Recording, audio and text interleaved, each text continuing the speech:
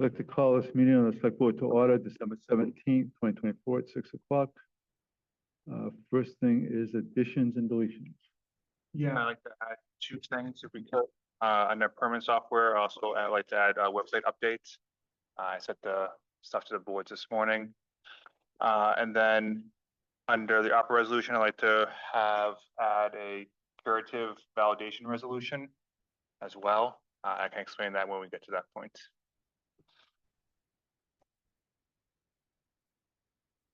Citizens' comments.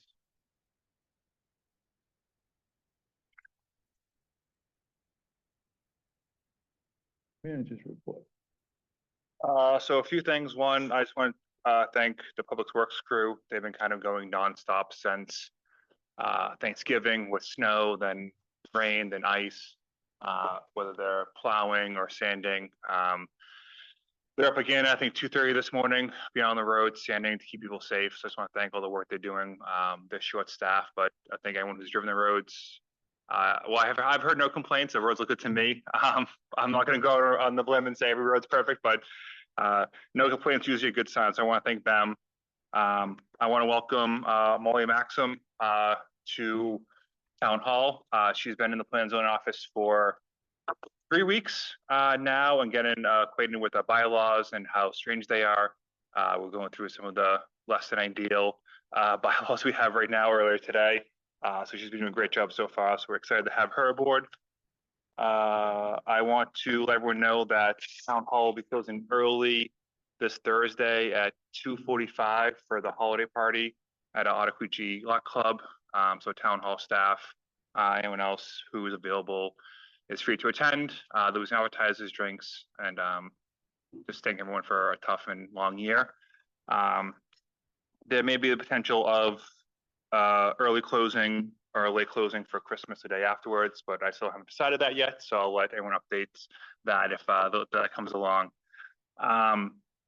Finally, without going into too much detail, I want to acknowledge the work that Officer Trucco did the other night. There was a serious incident in the town. She performed admirably and correctly, did a great job. So I just want to thank the work that she did and the whole police department to make sure everything was done safely and without any damage or anything else. I just want to thank all the work she did and the police department as a whole on that issue.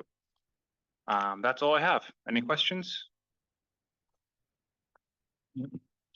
Okay. Permit software. Okay, so the first two kind of go together. So I sent it out early today. iWork is a permanent software that we want to go with. So we had our staff spend the better much of the last 4 months researching permanent software companies. They came up with 4 finalists. They decided that iWork was the best one for us. It is used by a few Vermont towns already. It's used by Hanover, New Hampshire. We feel it'll give us the best ability to start hiring our permits online, tracking them, communicating with each other, and kind of really giving us a shot to kind of move up in the world and save some staff time. So that's a recommendation. The board has approved $20,000 of opera funds for IT updates. This would be covered in the first year by that, and then in the next budget going forward, it will be covered in the operating budget. It's about $9,200 each year after the first year, with a small increase each year. But we feel save more than enough time to justify that and kind of help us, move from the 18th century to, at least the 20th century internally.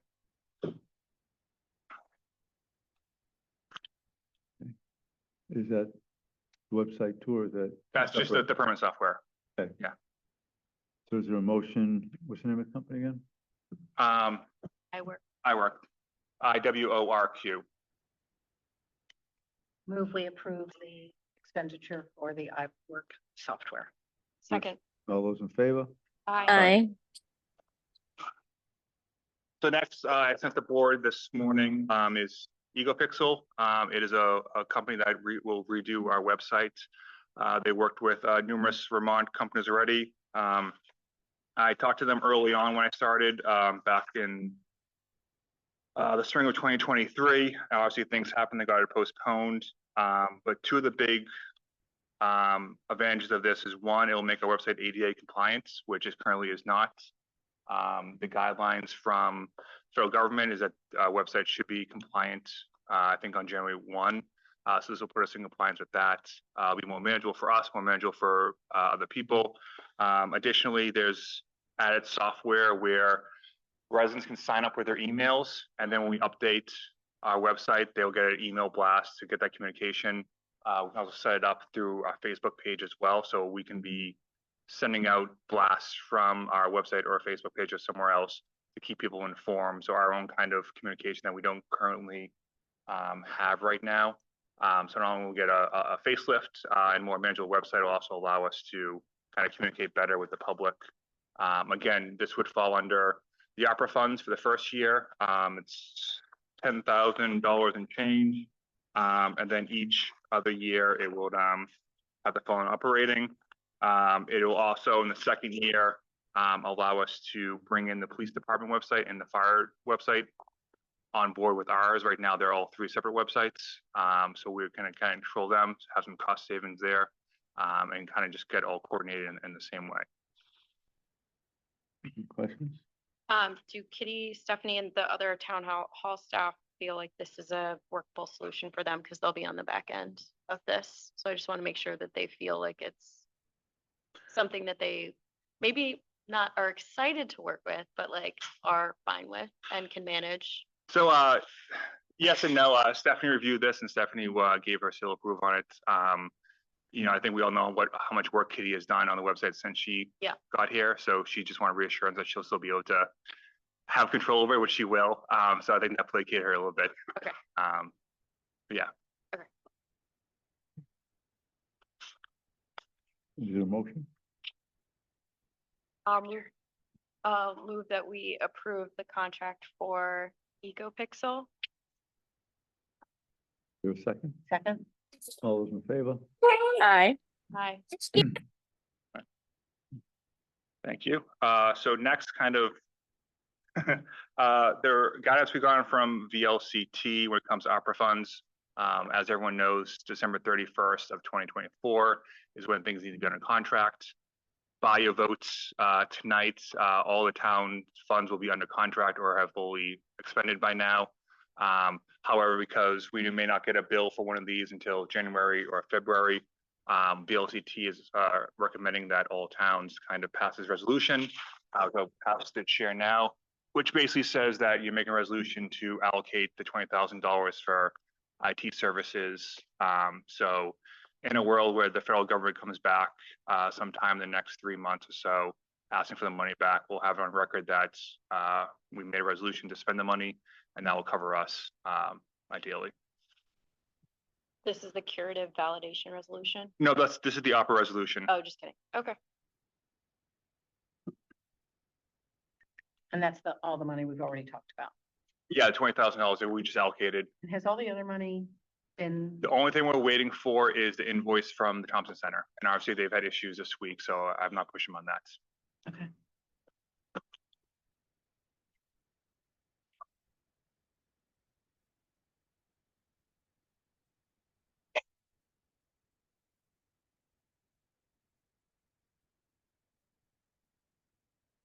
And then if the chair wouldn't mind just reading this into the record. Okay. Or if he does. The vice chair is here. She's back with vacation. I'm sure she can. Okay, It's Town gonna of- save me so long. Yes. Town of Woodstock Resolution for American Rescue Plan Act, ARPA funds allocation.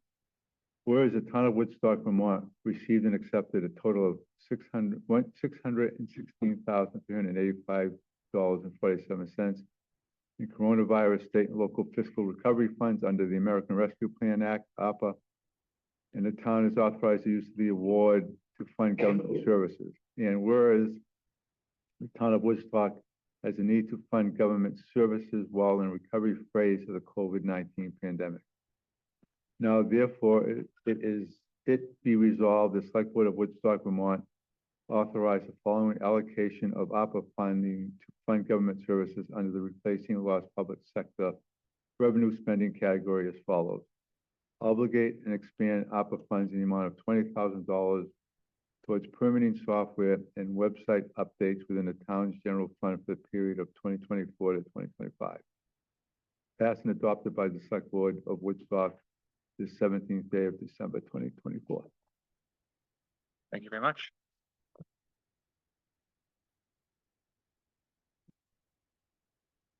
All right, last one I have for you. This is a curative validation resolution.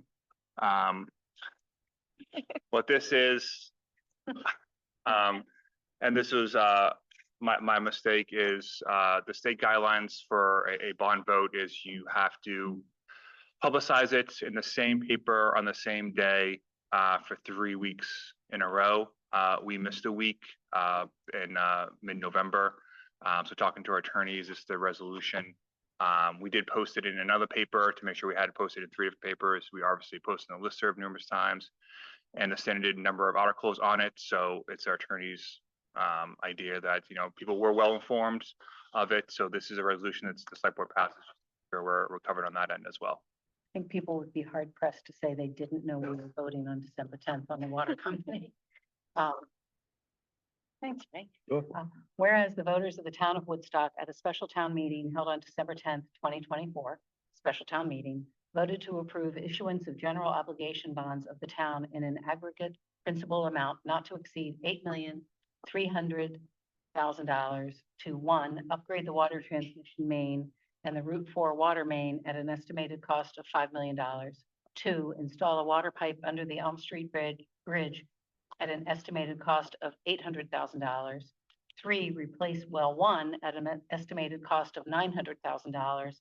And 4, acquire a plus or minus 358 acre parcel of land from Woodstock Aqueduct Company, Inc., parcel ID 786-250-11823, commonly known as the Bondell Reservoir property, along with the reservoir's improvements, appurtenances thereon at a cost not to exceed $1,600,000, the bond issue. And whereas the notice of the bond issue was required to be published in a newspaper of general circulation on the same day of the week for 3 non-consecutive weeks, the last such publication occurring not less than 5 and not more than 10 days prior to the vote publication requirement. And whereas through inadvertence, oversight, or mistake of law or fact, publication of the warning for the bond issue vote occurred on Thursday, November 14th, 2024, Thursday, December 5th, 2024 in the Vermont Standard, and on Thursday, December 5th, 2024 in the Valley News, resulting in failure by the town to fully satisfy the publication requirement. And whereas notwithstanding the failure to fully comply with the publication requirement, the warning for the special town meeting was published for a period of greater than 3 weeks, and the form of the warning gave sufficient notice of the purpose for the special town meeting, including the bond issue.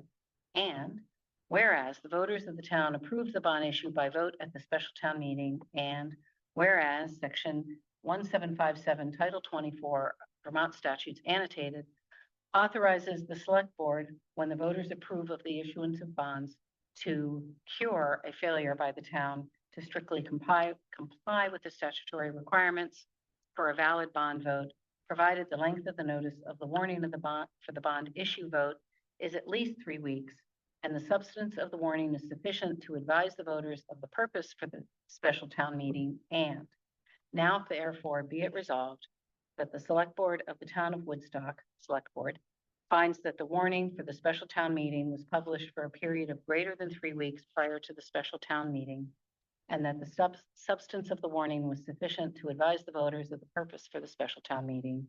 And be it further resolved that the select board finds that failure to strictly comply with the publication requirement was the result of an oversight, inadvertence, or mistake of law or fact. And be it further resolved that by passage of this resolution by affirmative vote of at least 2/3 majority of its members, the select board hereby cures the failure by the town to strictly comply with the publication requirement and validates the results of the bond issue vote on December 10th, 2024. Yeah. Okay. Is there a motion? Do we have to have- I'll make a motion to accept the curative, what are we calling it? The curative validation resolution. Is there a second? Yes, second. All those in favor? Aye. Aye. Aye. Oh, if I could, that includes my update. I just want to thank the select board for all the work you all did over the last 3 months. We haven't had a meeting since December 10th. But with the October votes and then the vote in December, it was overwhelming support in favor of the Vondel, of the capital projects, and the acquisition of the water system, something that Woodstock has been trying to do for a number of years, and this board did it. So I just want to appreciate all the work everyone put in, all the time, energy to move Woodstock along. So thank you very much. For his leadership in doing that and the amount of time he put in both during his regular work day and beyond working for the town of Woodstock. Yep.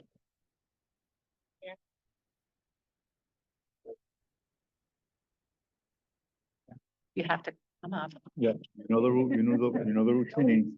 I'm Roger Logan, Woodstock. I just want to second Eric.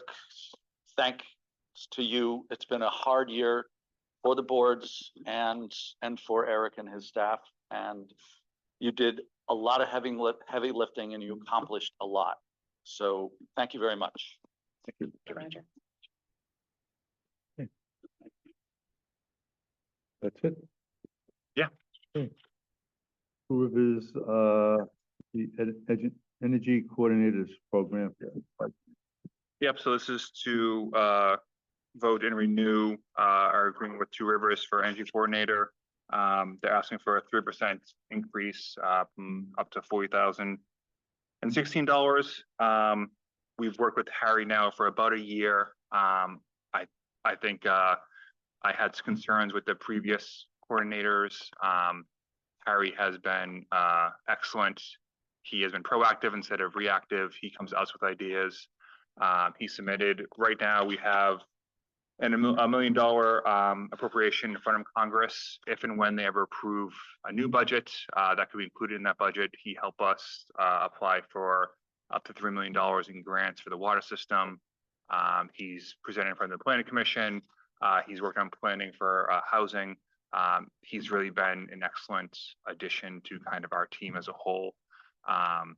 And although it's a board decision, I would recommend continuing with Harry going forward.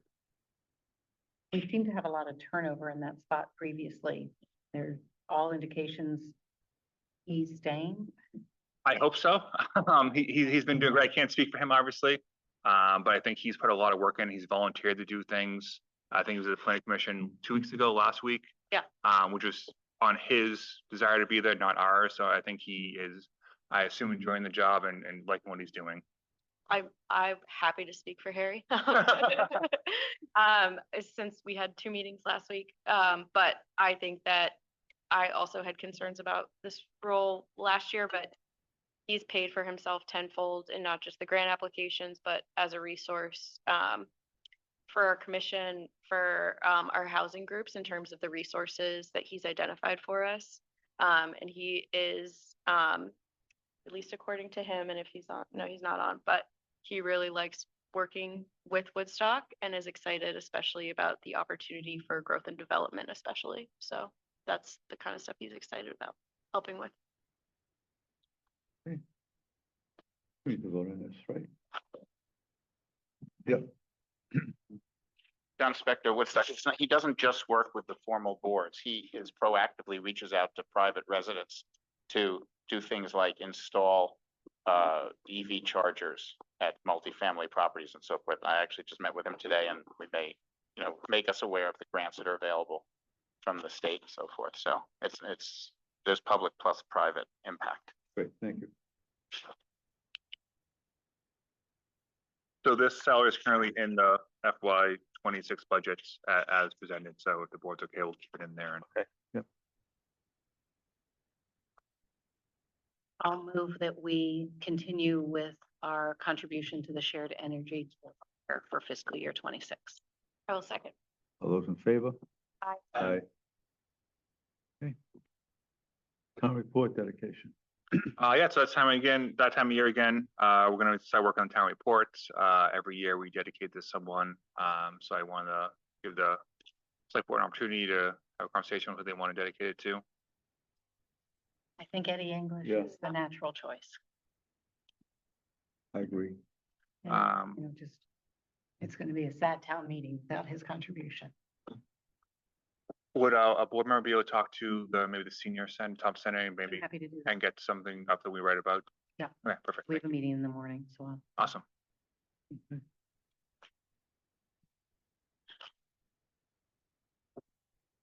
Good, yeah. John? Oh, Jill, okay.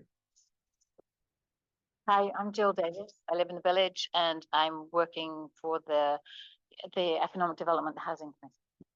So I'm here tonight just to tell you that we have somebody who wants to take advantage of one of the grants. Remember last time I said nothing's working, so this will be the first for 2024. Somebody has an ADU, an accessory dwelling unit, an apartment over their garage, which is a property that they've recently bought. They live in the main house. This is for Lee Gosh. I believe you've got the detail. The apartment passed the fire inspection unless the stairway is built.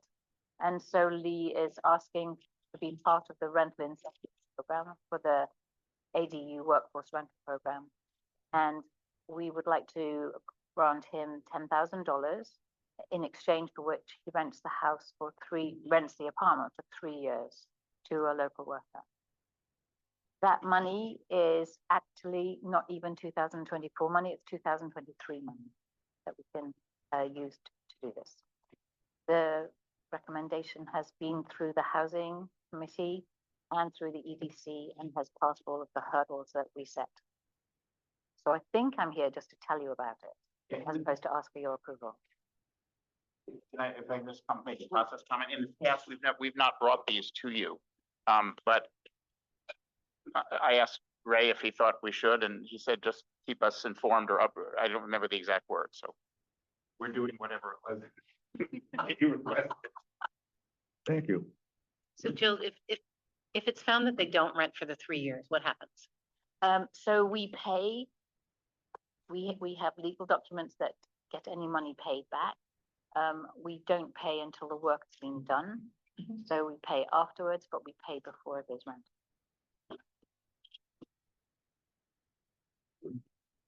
Any other questions? Thank you.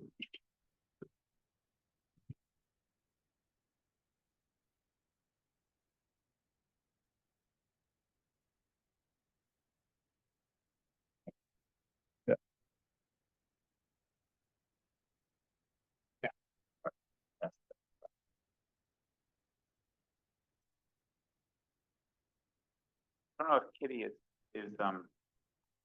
is coordinating this meeting. If she has a copy of this document. If not, I think verbally I can explain it. She's not, no, so, yeah. Okay. 2 meetings ago, I'm not keeping track of your meetings, but 3 or 4 weeks ago, you asked the finance committee to undertake a rate card project. And you gave us a set of objectives, which are on page 1. I'll just reiterate them again for people in the room who can see this. 3, 4, 5, 6, 7 objectives. Encourage conservation, encourage development. These are my shorthand. Keep the stratification scheme for different user groups, if there is one, simple. Do not create an undue penalty for businesses to start up. Subsidize affordable housing. Consider setting fees for special uses like swimming pools or irrigation, and minimize the use of self-reporting and encourage the use of meters. Let me just pause and ask it. Since then, or then, and we forgot, is there anything that immediately jumps to mind? And you'll have other opportunities to kind of input, but is there anything else that comes to mind as to something that's important we should focus on? There were a couple of things as you consider that several FinCom members suggested additional goals, which I think are hard to disagree with, but so we will probably pursue those as well, unless you tell us not to. Rates that are stable, predictable, legal, and defensible. I don't think those contradict anything you've asked for. In any event, if you have any, as you continue to think about this and so forth, get in touch with us. We're now going to start meeting actively. We promised at the last meeting that we would give you a work plan for the project, and that's the only purpose today is to go through the work plan. Our plan is to deliver several options for a rate card and the one we recommend from those options at the beginning of May. The first phase, which we've started and would take till the end of February, is gathering information. We'll interview all of the people if we need to, you know, all the people who have done work on this project up until now. There's a huge, we've already started to gather all of their reports and so forth, and we've talked to many of them. We will work with the water company to obtain historical billing and usage records, which will allow us to construct a financial model and test out the rate card, actually account by account. We won't publish that information, but we will, when we come back to you with a rate card, we'll be able to say that, you know, homestead residents would experience an increase of X or Y or Z under this rate card, and large commercial users might experience an increase of X or Y. And Eric, just so you know, Eric reached out to the water company. They're completely cooperating. We've already met with them once, and we're going to be able to get the information Awesome. from them. We will also research rate cards from other towns. I think you asked us to do that. And we'll define and lay out in this first phase everything based on what we've learned. Actually, it's been suggested that we not only, as Jill is here, that we talk to the Public Utilities Commission, and they've recommended an analyst who does rate cards for the state. So we'll reach out to have all that information, and we'll define what could possibly be in a rate card. In March, we'll have that information. We'll analyze it. We'll run the financial model, and we will test it against the objectives that you've laid out, and to make sure that it pays for the things that I think you've asked, well, not I think you've asked us to pay for, which are the operating expenses, the debt expenses, the maintenance costs, and the future capital expenditure, future capital expenditure. In April, we'll kind of go public, or I mean, all of our meetings are public, but in April, we'll go public. We'll communicate draft options. We'll seek public input. We'll seek your input. This is all informal, and we'll finalize our recommendations and present them on May 1st. Phase 4, just this is, if you want to change this, it's fine. But in our meeting, when you asked us to do this project, at some parts of the discussion, you were asking, well, you started the discussion by saying, we'd like you to develop a rate card for the water company and the sewer company. And then that was the last mention of the sewer company. So what we think we should do, and what this schedule is predicated on, is that we should focus on the water company, give you recommendations for the water company on May 1st, and then take a couple of weeks. I didn't put the timing, but it'll only take us a few weeks to consider the sewer impact, not develop a rate card, but basically say, here are the principles that we followed for the water company that might apply to the sewer company. And here's a work plan. If you want us to do a rate card for the sewer company, we can start in May and finish, in October or something, whatever. We could do the same project for the sewer company, but we're proposing to do the projects, if you ask us to do the second one, to do them in sequence, not to do them together. Because we think it's going to be there's a fair bit of work to collect the information and to clean it up. It's not in great shape. So. Any questions? I think my only feedback would be that there might be some steps that might be applicable to both, but if you think it's confusing, like if you talk to the Public Utilities Commission. Oh, certainly. When we interview them, we should certainly ask them about that. Yeah, so that we don't have to go back twice. Fair enough. Yeah.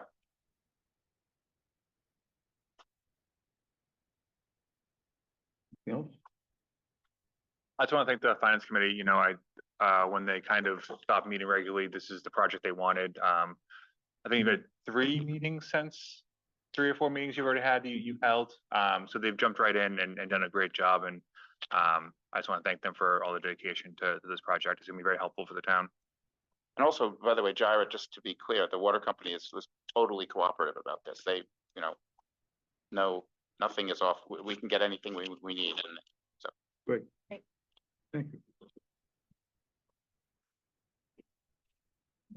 Well, Yeah, so as everyone probably has forgotten, the big thing about a year and a half ago was the wastewater plant renovation project. We originally talked about holding the vote this past November. That got pushed to this coming March based on everything we've just been through and some things the whole channel wants to bring up tonight. They want to talk maybe pushing that off a little bit later. So that's kind of the putting the cards on the table as we turn over to them. So John, if you want to start off and go from there. Great. All right. Everyone hears me all right? Yeah. Great. All right. Thanks for having us and thanks for accommodating us remotely again. So it's good to be here. And looking forward to presenting on this. So I'm going to try and share my screen. We have a short presentation to go through and then we'll kind of come back to everything for questions. Let's see. Okay, so the sharing's not turned on. I'm going to send a request.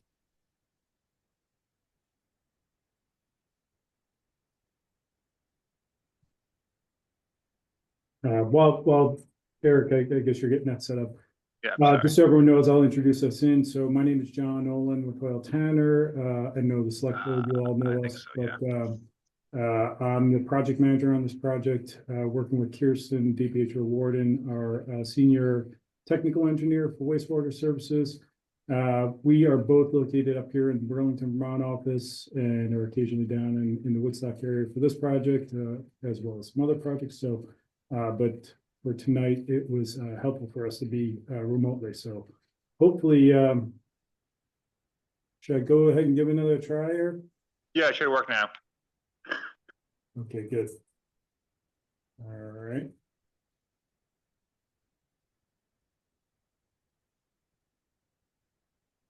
How we looking?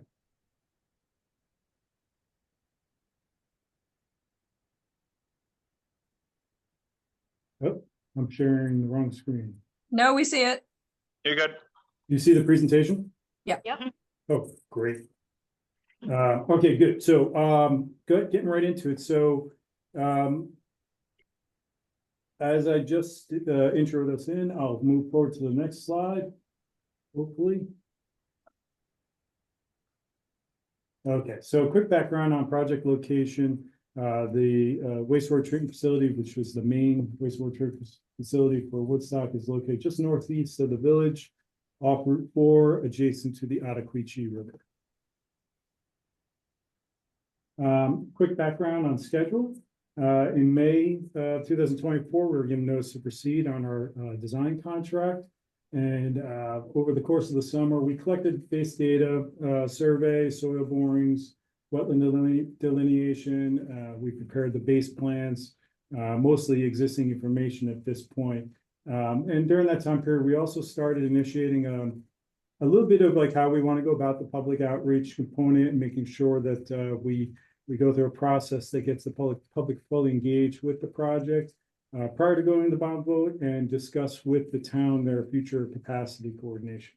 So during that time period, Kirsten and some of our wastewater treatment facility staff had a chance to go down to WEFTEC, which is a national conference on water and wastewater treatment, at which they came across some technologies that are being deployed at facilities similar to yours in size and really showing some cost benefits and long-term operation benefits. And we think this is a really good time in the project. We haven't gotten into the design yet to evaluate against the current alternative in the PER and determine if this is what the right fit is for the town. Making sure of a number of factors, but costs obviously being a big component. And I think we can, as Kirsten will lay out, we'll talk through what that is, what that process looks like. And I'll come back at the end and talk about the bond vote when we get into the schedule. So at this point, I'll go to the next slide and hand it off to Kirsten. So I just want to recap. Originally, when we did the preliminary engineering report, which was finalized in May of 23, we really only looked at one biological process, a conventional activated sludge process that could be operated in several different configurations. Those acronyms there are for just how you operate it to select for nutrient removal. But since then, several, not that they're new technologies, there's new applications of technologies that are being employed at smaller facilities. And we wanted to maybe just, take a step back and look at other biological process alternatives or technologies for the following reasons. Greater ability to meet future more stringent discharge limits. right now, the facility is going to have a permit. In my next slide, when I'll get to that, I'll show you what your permit is now, what it's expected to be when it's rewritten this next year, and where we think things might go. So a greater ability to meet future needs, a smaller footprint, which would result in, lower construction costs, less power consumption, so less electricity bill each year. Those are lower operating costs annually, less chemical addition to meet those permit limits. Again, lower annual operating costs, less complexity in operation, which will translate into lower operating costs. And then some of these technologies are a bit more forgiving and reliable when you have variable loadings or side streams. And since the PER, we have heard from the town being able to accommodate some future users that might have some high organic loadings to the plant, such as a brewery, et cetera. So we identified a couple of different alternatives that we think should be considered by the town to meet, your current and your future needs. An A2O process, which just stands for anaerobic, anoxic, oxic. That is the baseline of the PER. The second one, a sequencing batch reactor. And the reason for this is because it's the same technology as the South Woodstock plant. And there are some inherent benefits to having two facilities that have similar operation. And then the third is called aerobic granular sludge, or AGS, and that's a technology I will get into. It is a technology that's been employed for at least 20 years. More in Europe, it is starting to be employed in the United States. And when I talked about technologies that are being applied to smaller plants, this is the technology that's becoming more feasible for plants your size. And that's kind of the crux of where we would like to look at for you. So this slide, I'm just going to show you, you can see the existing permit limits and the anticipated permit limits. What you see in red is what will be written into the next permit cycle. And that shows a total phosphorus, which we anticipated, but that will require biological phosphorus removal and or chemical phosphorus removal. So chemical addition to meet that limitation. What I think the town needs to, and I know, the town, the plant's being operated very well right now. Tim is meeting his nitrogen limits very easily because he's at a lower capacity. As the plant increases capacity, that nitrogen limit will become harder and harder to meet reliably. And the direction we're seeing, now I don't have a crystal ball, but we're seeing this all along the Connecticut River corridor and the Merrimack River corridor in New Hampshire are tightening nitrogen limitations for facilities. So I don't have a crystal ball. I don't mean to alarm you, but the way things are going is that limitation will most likely get decreased in the years coming. So the A2O process, this is just a basic overview. Again, you have an anaerobic zone, an anoxic zone, an aerobic zone. It goes to secondary clarifiers. You have a RAS line, which is return activated sludge. You waste off the secondary clarifiers, that's WAS. And then you have an internal nitrogen recycle. These zones allow for alkalinity recovery, reducing any need for extra pH adjusting chemical like hydroxide. The internal recycle, which we call inercy, increases denitrification, and the anaerobic zones promote what we call EBPR, which is enhanced biological phosphorus removal. And that reduces the need for using a chemical to precipitate phosphorus out of the wastewater to remove it. One disadvantage of this system is that the conditions have to be just right for the EBPR to occur. And this process requires some controls by the operations staff to really make sure that it is running correctly. The next slide. Next slide, I'm going to talk about this aerobic granular sludge, AGS. And like I said, this is a fairly, it's an emerging technology here in the United States. Some people see that as a disadvantage, but it has over 10 years in operation in Europe and over 74 plants worldwide. This technology uses biology to grow a granular, which you'll see in the lower corner. Inside that biological granular, you have the conditions for all biological processes to happen. The outer layer is an aerobic zone. That's where nitrification happens. The next layer is the anoxic zone where denitrification happens. And the inside is the anaerobic zone where phosphorus is released. This is a natural occurring sludge. And how you select for it is that you let it grow at the bottom of your tank. It's not proprietary. It's not like seeded. It is something that grows over time in the right conditions. Basically, what this does by all of this treatment occurring in this one granular is you have simultaneous nitrification and denitrification and biological phosphorus removal without the need for any chemical. So what this does to the overall footprint of a plant is it eliminates an anaerobic zone. It eliminates an anoxic zone. Those were the two first zones in the A2O process. And all you have is the aeration tanks. It eliminates the secondary clarifier and it eliminates all the return recycle lines. So if you think about just the sheer amount of tankage, it's tremendously smaller. And if you think about all the equipment, connected horsepower, it's a lot less connected horsepower for this process. So as I said, it reduces chemical consumption, it eliminates the need for clarifiers, and it can handle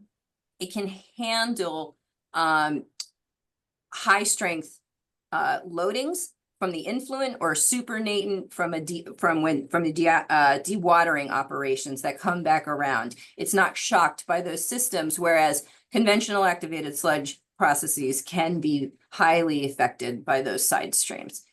I think in the middle, can you just go back one second? I just want to point out that they have achievable effluent limits that are achieved without any chemical addition. And these different manufacturers that offer this type of technology, they would provide a process guarantee, an aftermarket service that would guarantee these kinds of performance. So we can go to the next slide. And then the last technology I just want to evaluate is the SBRs. This is a picture of the South Woodstock plant. This is the same equipment, the same kind of plant that you have down there. And the reasons would be standardization and operations between the two facilities. That has some great benefits for your operators because they have this familiarity between the two wastewater treatment facilities. An SBR eliminates the need for clarifiers, so it is a smaller footprint than a conventional activated sludge.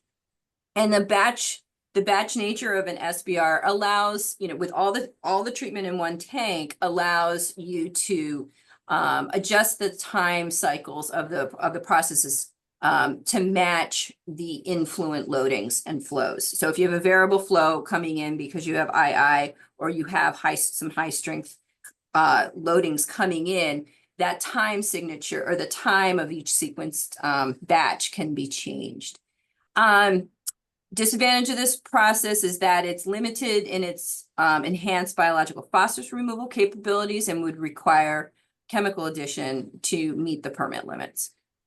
So sorry, that was a lot of techno jargon for you, but I kind of sketched these out on the site.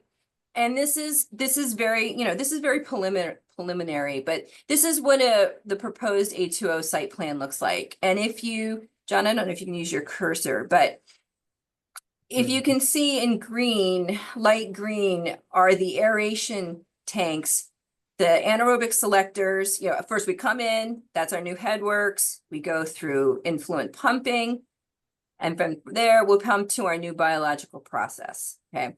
So this is showing basically the footprint of a 2-train A2O process with anaerobic selectors, anoxic zones, and aeration tanks. And as you can see, there'll be room still on the site to add additional tankage as the facility grows.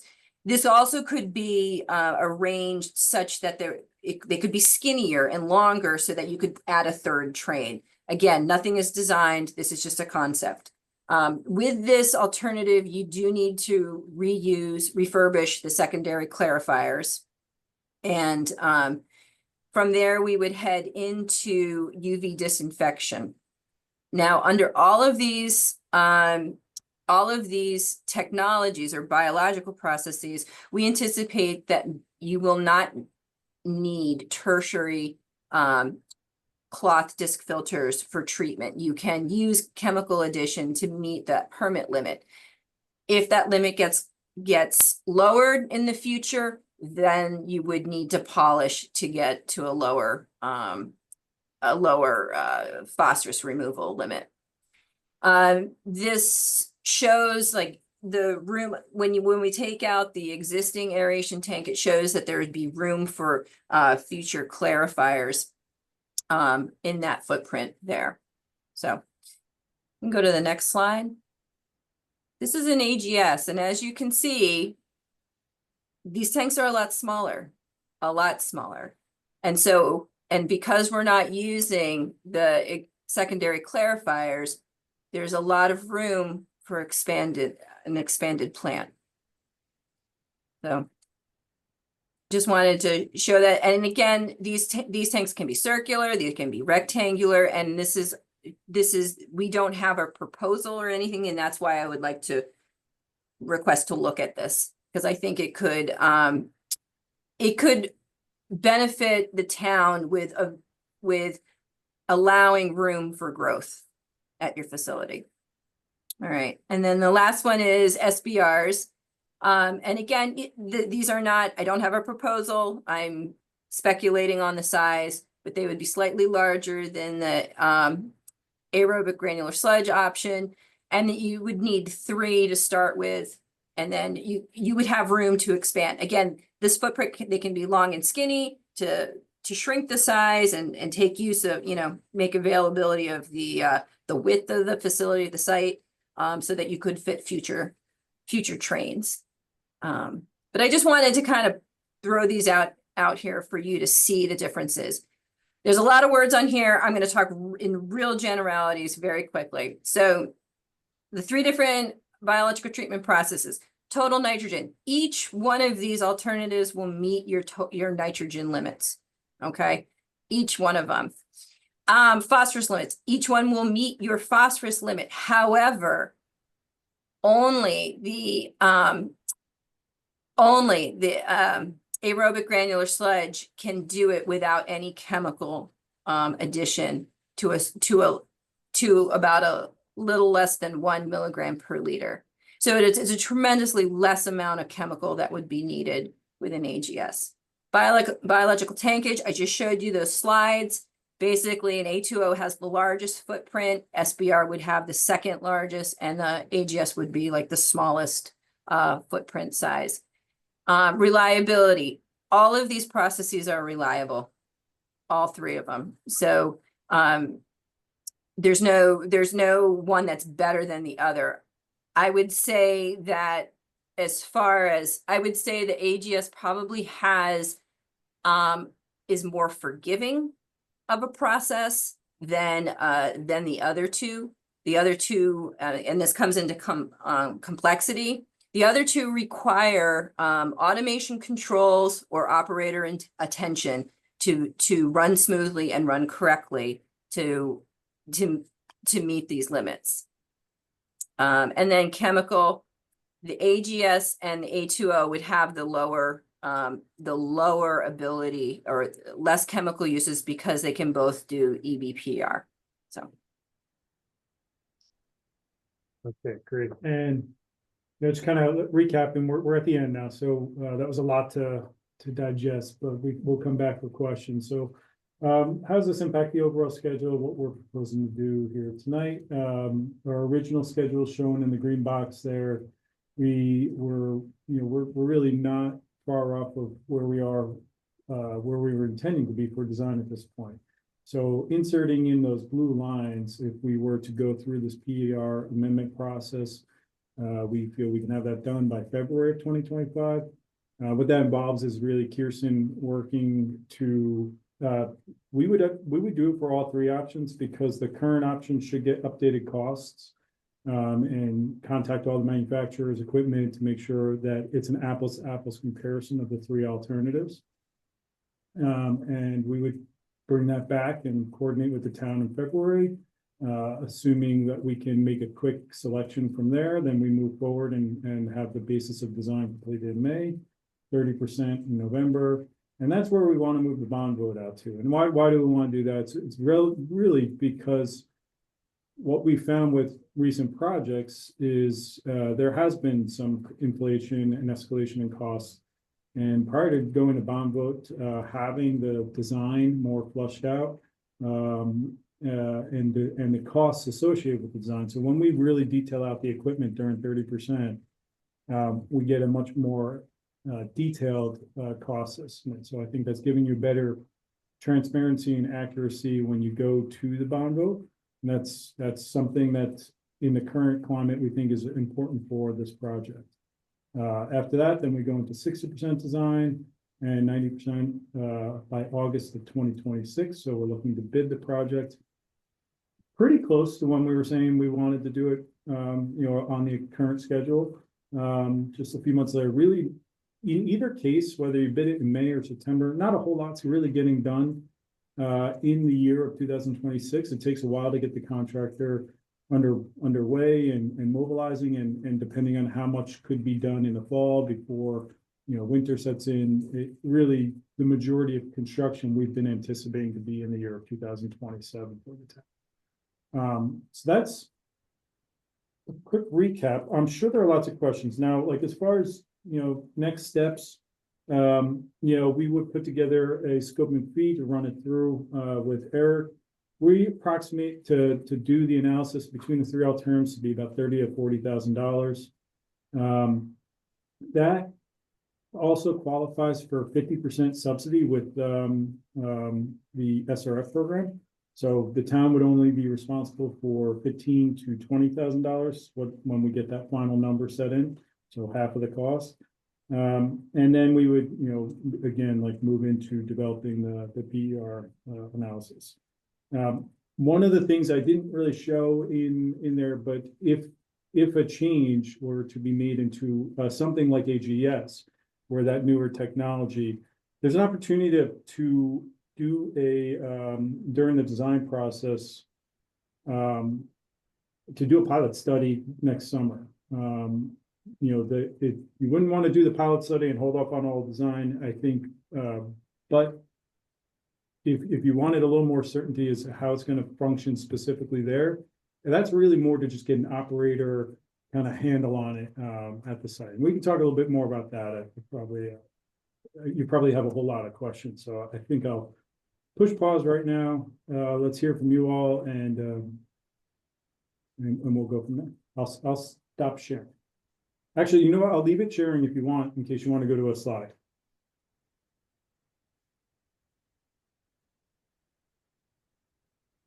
Yeah, thank you, John and Kirsten. So under the ATO system, if I have all the lingo right, we were going to be staying at our same capacity, absent considerable expense. Would that change with the AGS system? So we're not looking for an increase in capacity for your discharge for your permit. They all would be designed to that 0.45 million gallons per day.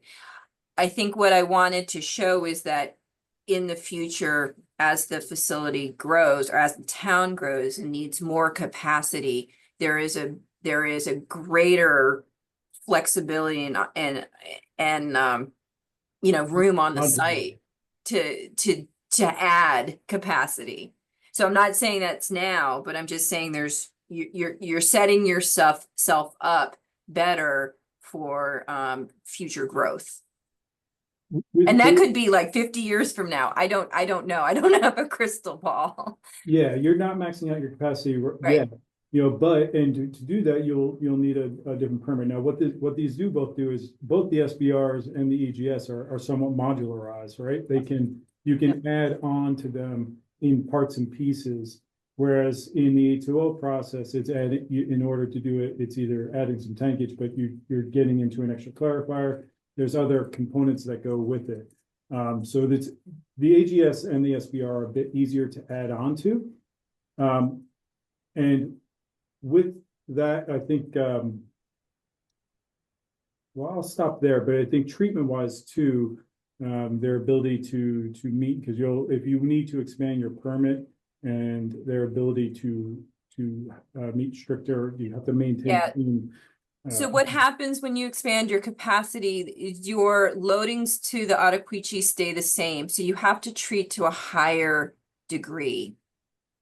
So what happens is that you get the same amount of pounds, but your concentration will decrease because that's the way, like the EPA, there's no anti-degradation to receiving streams. So as the plant asks for more capacity beyond the 0.45 million gallons per day, it becomes harder to treat that to those lower concentrations.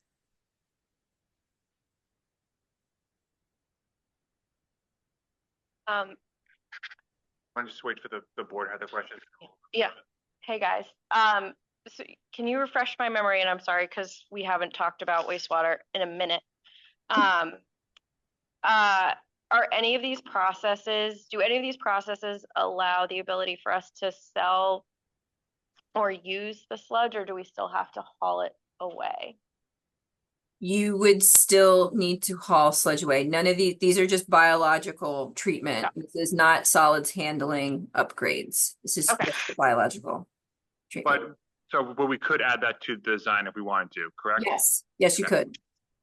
I know you mentioned that several folks in Europe are doing the AGS process. Do you know of anybody in Vermont that's investigating this or currently doing it? In New England, Saco, Maine will be the first installation. It is in design and expected to go online in the next calendar year in 2025. There are probably over 30 plants nationwide, Canada, and cold Northern Europe. There's even more. I have installation lists. I've already sent Tim, like a contact reference list for him to call operators to discuss for him to feel comfortable. Yeah. I don't want to push this on anyone. It's just an idea. I have heard it many times at many conferences that this is the way of the future. Yeah, no, I appreciate that. And I think we had a meeting, it's probably a year ago now, where we talked about how everybody is running out of space. And the permits are fast changing also. And this technology, I mean, they're implementing this like hotcakes because of that exact reason. Yeah. Across the United States. It's becoming more feasible for smaller plants to do this. Does it change the operator licensing that our staff would need to do for any of these processes? That I don't know. I don't think so. I think it's the same level of complexity with an A2O process that it is with an SBR process that it is with an AGS process. I think it would be the same level, probably a 5 certification, level 5. But I mean, I can look into that. I don't think, I guess I don't think it would be any different than what you have now, what your operators have now. Thank you. I just have one question. Looking at the schedule that you showed, I think one of the concerns early on was if we push the bond vote further out, that would push the construction further out, which means the cost could increase due to inflation. but this calendar you show would be the same time for construction, so the time lapse wouldn't mean anything in inflation rates either way, correct? Correct. Okay, thank you.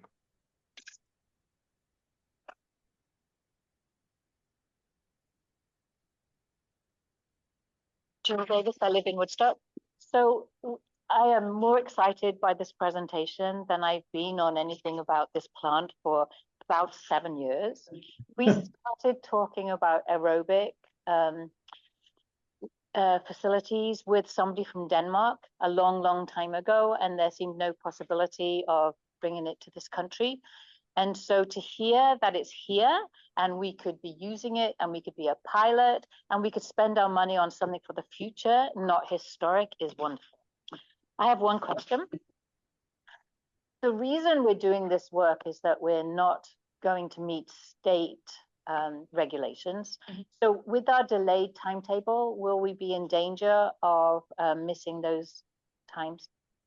So the answer to that is you are meeting permit right now. The operators are doing an excellent job with the facility they have. And about a year ago, I came in about, why now? And it's because the age of the plant is really it's showing its age. There are things that are falling apart.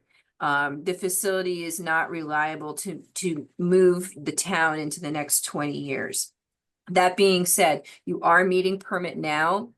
But with the new permit that will be written next year, there will be a timeline for the facility to meet the phosphorus limitation.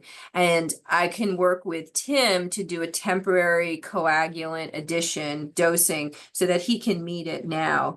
The good news is that the facility is running, well under its permitted capacity. So it'll be easier to hit those loadings to the Ottaquiche because you don't need to have you have an allocation that goes into the river. And so you need to hit like that, the concentration. That will be easily done with chemical addition now. It's going to require a good amount of chemical until a new biological process is implemented.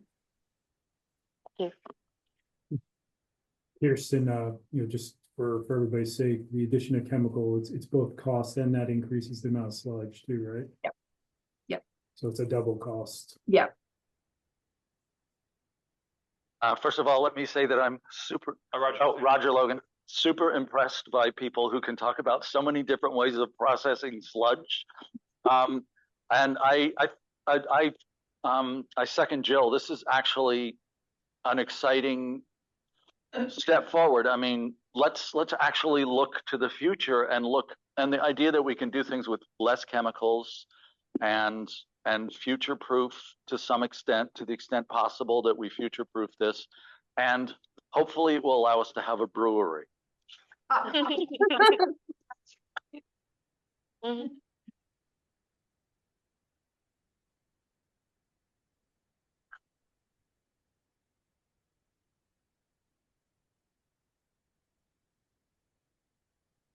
Good evening, Byron Kelly from Woodstock.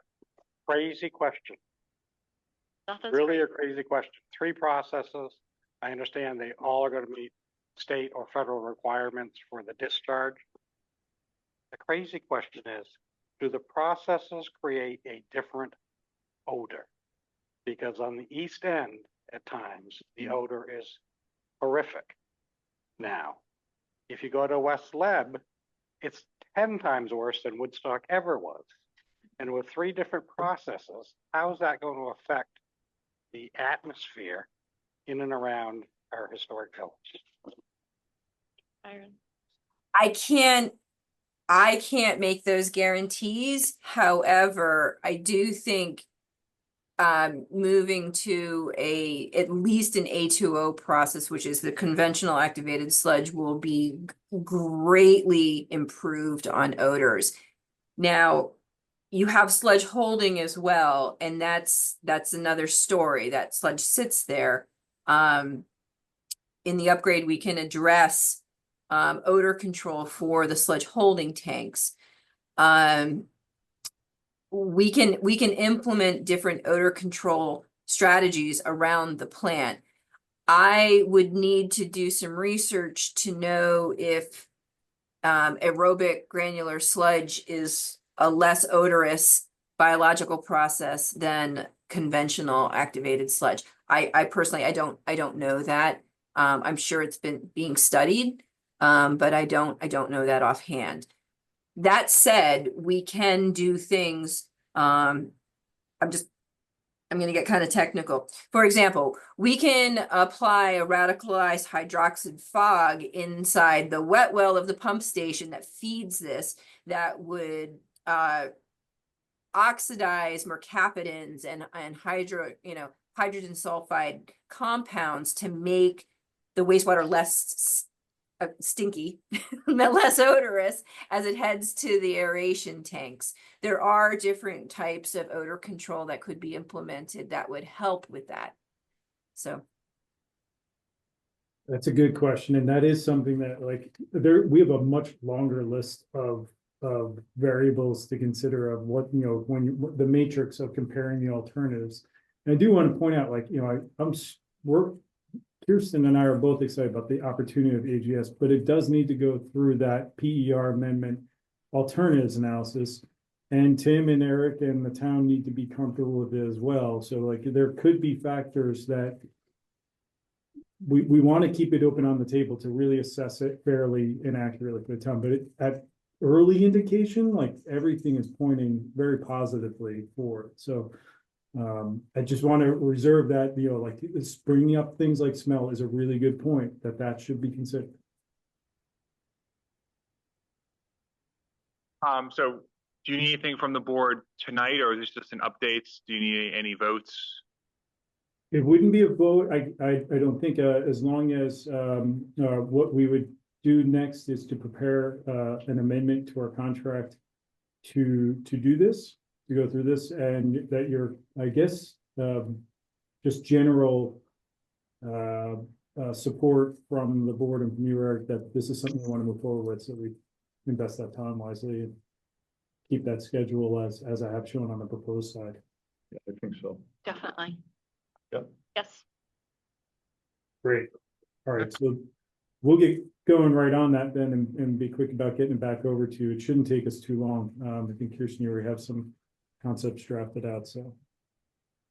Great, It thank may you. not Thank be before Christmas, before the holiday, but it'll be at the very least early January. Yeah, no rush. Yeah. It's okay. Great, thank you. All right, good to see you all. Thank you both. thank you. Next, we wanna- I assume we want to move the state house delegation ahead. Yeah. Out of this term.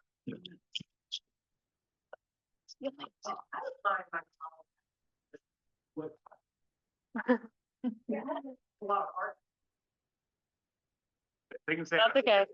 Yeah. Right. When we, community. So I think this is something the board has talked about for a while now, about having, once the election was over, having the new delegation come in front of the board, talk about their goals for the next session, but also the select board's priorities that they hope that they'll work on. And then also open up to kind of public comment as well. So do you want to have each representative give a short introduction, or? But if Laura and I moved there, they could sit Sit here. Yeah, okay, fine, yeah. Yes. So, Yay. Face the seat.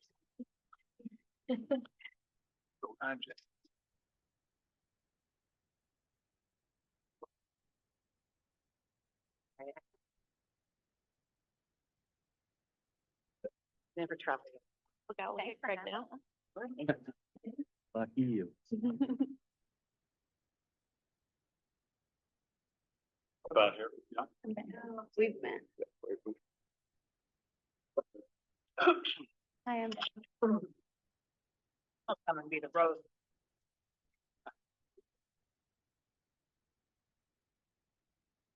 Or to see if you left any food. Yeah. Oh, is there cake out? There's no cake, but if you look in that bag, I'm sure you'll find snacks. The toddlers all the time. toddlers and grownups. That's settled now? Yeah. I haven't gotten my knitting out yet. So it's, What? it's got up. Yeah. Introduce- So, oh, each one 5 minutes to. Mine, on the other hand. So you just want us to share? Okay, I'm Senator Rebecca White. Hello, everyone. I'm from the village of Wilder, Vermont, and I now live in the village of White River Junction, Vermont. So Hartfordite through and through. And I have been your senator for the last 2 years and was just reelected. Thank you for the privilege and honor of being reelected. My name's Charlie Kimball. I live on River Street here in Woodstock, representing Woodstock, Reading, and Plymouth. Do you have any more water? Not a bit, not a drop. Yeah, that's what you did in between when you weren't being a state rep, you did water. It's like the 2 year water 2 years. Allison Clarkson, state senator for the Windsor district.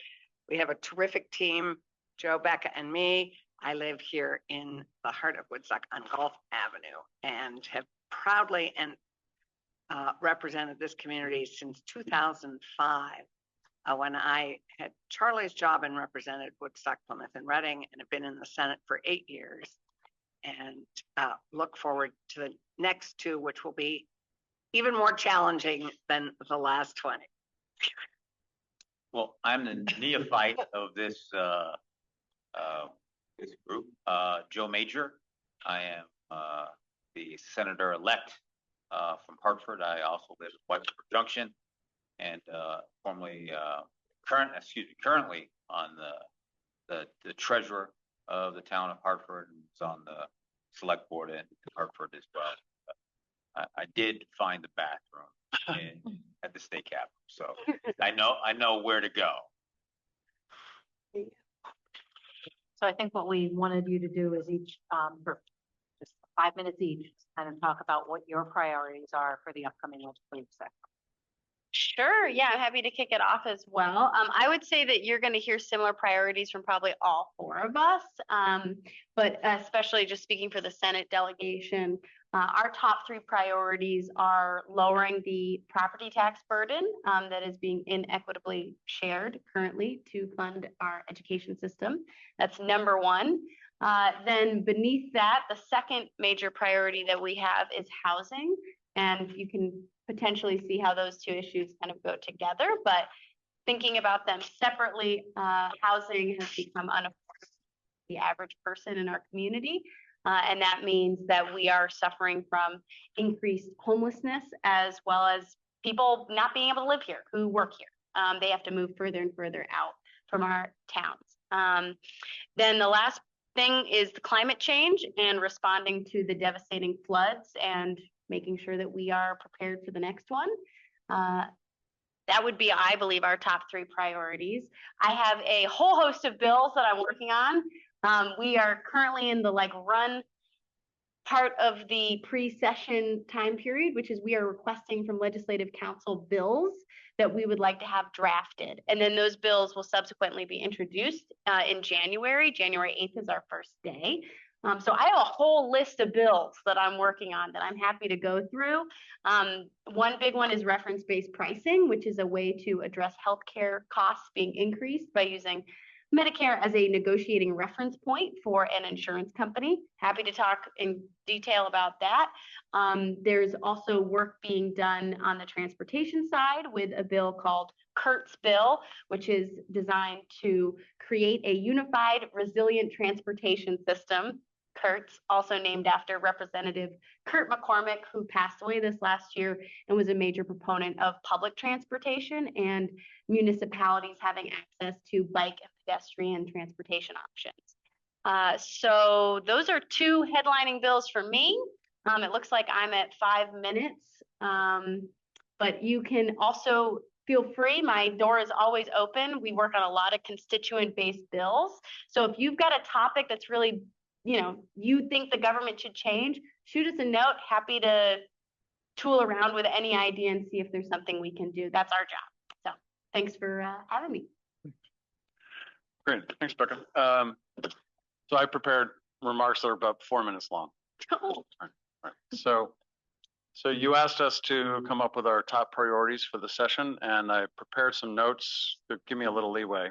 It's kind of a long story, so give me a little latitude, and I realize you've been here for a long time already. In the spring, I had no intention of running for office this year.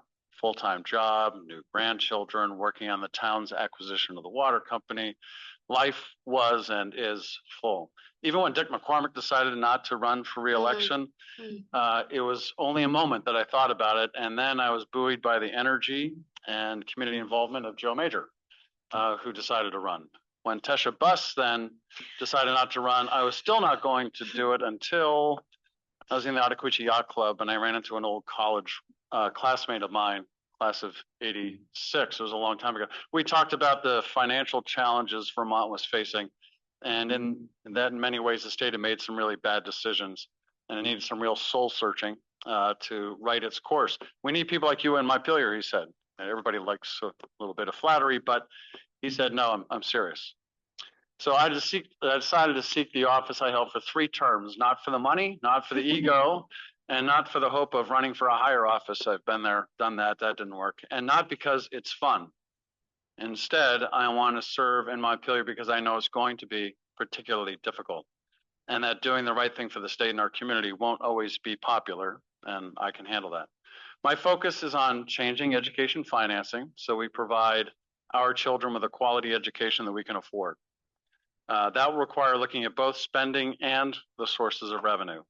The $2.3 billion that we spend in the education fund is too much. The property tax increases we've experienced are too high, and the education achievements do not reflect how much money we spend compared to other states. Second, we need a new school. The failed bond vote in March and the existing statutes that make it nearly impossible for a new bond vote to pass have to change. We must find a way to provide state funding for new school construction. There are some ideas on the table, and I want to follow through with those. Legislation has been drafted by a working group to establish state aid for new school construction. It's dated 12/6, and now it would be introduced into both the Senate and the House. Third, housing. This is not new. The legislature did revise Act 250 to allow for denser development in designated areas. However, the village of Woodstock does not qualify for exemption from Act 250 because we don't have subdivision ordinances. It raises the cost of development of places like Mellishwood and others. So expanding the VHIP program, the Vermont Housing Improvement Program, perhaps creating an easy out window for properties that are currently in current use as long as they're going to be used for residential development. Those are things to consider. Fourth, adapting to climate change and giving communities the resources they need to do so requires greater coordination among towns in the area. The committee that the legislature formed to review a potentially expanded role of regional community government was supposed to come up with a recommendation in November. They did not, but I see more regional cooperation on a number of issues, such as climate change, dealing with disasters, submitting paperwork to FEMA, for instance, public safety as well, and I'll pursue those things. Last, the Public Utilities Commission was charged with designing a system to implement the clean heat standard. Their report is due January 15th. In the fall, they indicated that they believe Vermont is too small to create a system of credits purchased or earned by fuel oil dealers. The projected cost of administering that system was one point they objected to. And fifth, healthcare expenses. I look forward to our discussion. Well, it's probably no surprise. I agree with many of those. I had listed mine as housing, education, workforce, healthcare, and climate, both resiliency mitigation and reduction of what we contribute to the climate. In our housing, as everybody in this room knows, is a huge challenge. We need to continue to reduce the barriers to development in the appropriate places. We can still do quite a bit of subdivision, Charlie, by right now, of the last 2 years and the work we've done. So actually in Woodstock, we could do quite a bit. But we need to continue to address the low-hanging fruit so that we make it easy and affordable for people to take advantage of some of the state programs like the Vermont Housing Incentive Program, our accessory dwelling units, and home share, which is another great opportunity. I'm working hard on trying to identify a dedicated funding source for housing, which is we have in part through the property transfer tax, but we need another one because our needs are so high and inflation continues to be fairly substantial. So I would like, I'm working on that. Education, as Charlie said, we need to be able to identify and work towards long-term a high quality education in a sustainable fashion that we can afford and that we can afford, that's sustainably financed and sustainably affordable. And one of the things I'm very irked by this afternoon is that the Commission on the Future of Education, which I don't think too many of us expected a lot of it, but I did not expect them to really shirk their responsibility in identifying short-term cost savings. And that was really a specific charge we gave them, and that they are not even giving us a list. They're giving us some ideas, but they're not giving us any recommendations. That is irked me big time. And so that falls on us. So you wonder why we end up getting the tough stuff. That ends up falling on the legislature to look at that. And we're not necessarily the best equipped to have done that, but that's what we will be doing. So I would encourage all of you to be in touch with us because we're going to be doing that work. Healthcare, workforce, Charlie and I have been working on a lot of workforce together. I've just finished our special oversight committee on workforce expansion and development. We're really excited that we're going to be having one set of eyes looking at all the workforce programs all over the state and coming to the legislature once every 2 years with ideas on how to improve and finance and work on our workforce system, which is it's scattered. Some of it's extremely good, but a lot of it is not well coordinated. And healthcare, huge challenge for us, particularly the hospitals in our area, which have been targeted for radical rethinking. Cost, I mean, that's, of course, it's all circular because, of course, that cost is part of our school costs and our education drivers. So, and climate. The most important thing we need to work on, our entire economy in many ways is based on our climate. We need to continue to reduce contributing to climate change, and we need to continue our work on resiliency and mitigation. And so I think I'm going to pass it to you. Thank you. When I started this journey to become a state senator, I sought counsel from all these three individuals, as well as Dick McCormick. And when talking to constituents here in Woodstock, as well as throughout the county, one of the things that I found was affordability was a major issue on so many fronts. And so when my colleagues here discuss issues, housing, education, climate, they're really talking about affordability. One of the things, we are one of the oldest states in the union. And one of the things that we are finding is our seniors cannot stay here on fixed incomes, and they're moving out.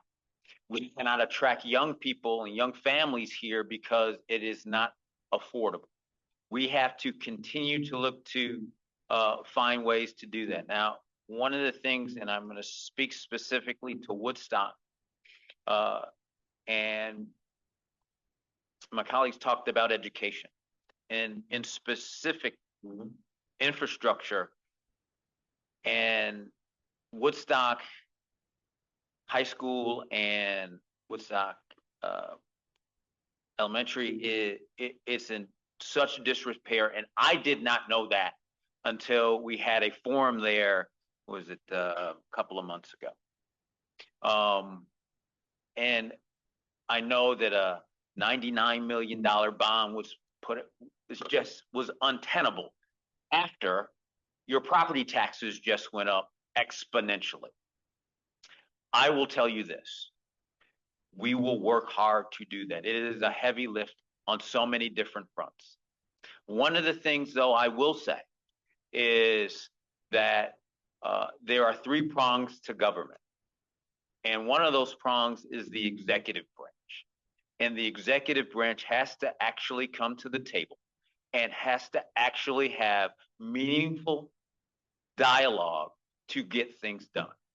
If that happens, some of these things will get better. If it doesn't and politics are played, then we will continue to spin our wheels. We are ready to do that. The pro tem actually said that. So I know the legislature and the people at this table, we're ready to make sure that Woodstock as well as Vermont becomes affordable for people. So. Questions from the board? And just before we go to, I also hope we'll hear some of the select board's priorities. Yeah. Because, you know, you've been thinking about this as well, and we'd really appreciate hearing what your priorities are. Yeah, and even if you have the Vermont League of Cities and Towns advocacy list, just like went through and highlighted the ones you really care about, Yeah. that would even be helpful, because they just sent out that huge. Long comment. list. Yeah. Well, we've spent, what, 3 meetings on goals? Oh, Yeah. great. We have an So you're- Excel sheet. We can We send have, you yeah, guys. we've been doing that work. And I guess I want to say, you know, every time we have to have an expenditure, buying the water company, you just heard about our sewer plant. We had to relocate sewer pipes out by the Brayside, former Brayside, so that the state could do work there. That we get 0 state aid. And so the taxpayers are paying every dime of that, which, you know, that didn't used to happen. There used to be state assistance when towns had to do work. So our taxpayers are bearing a heavy burden. And when we get was it 30% education tax increase? We had a 30% tax.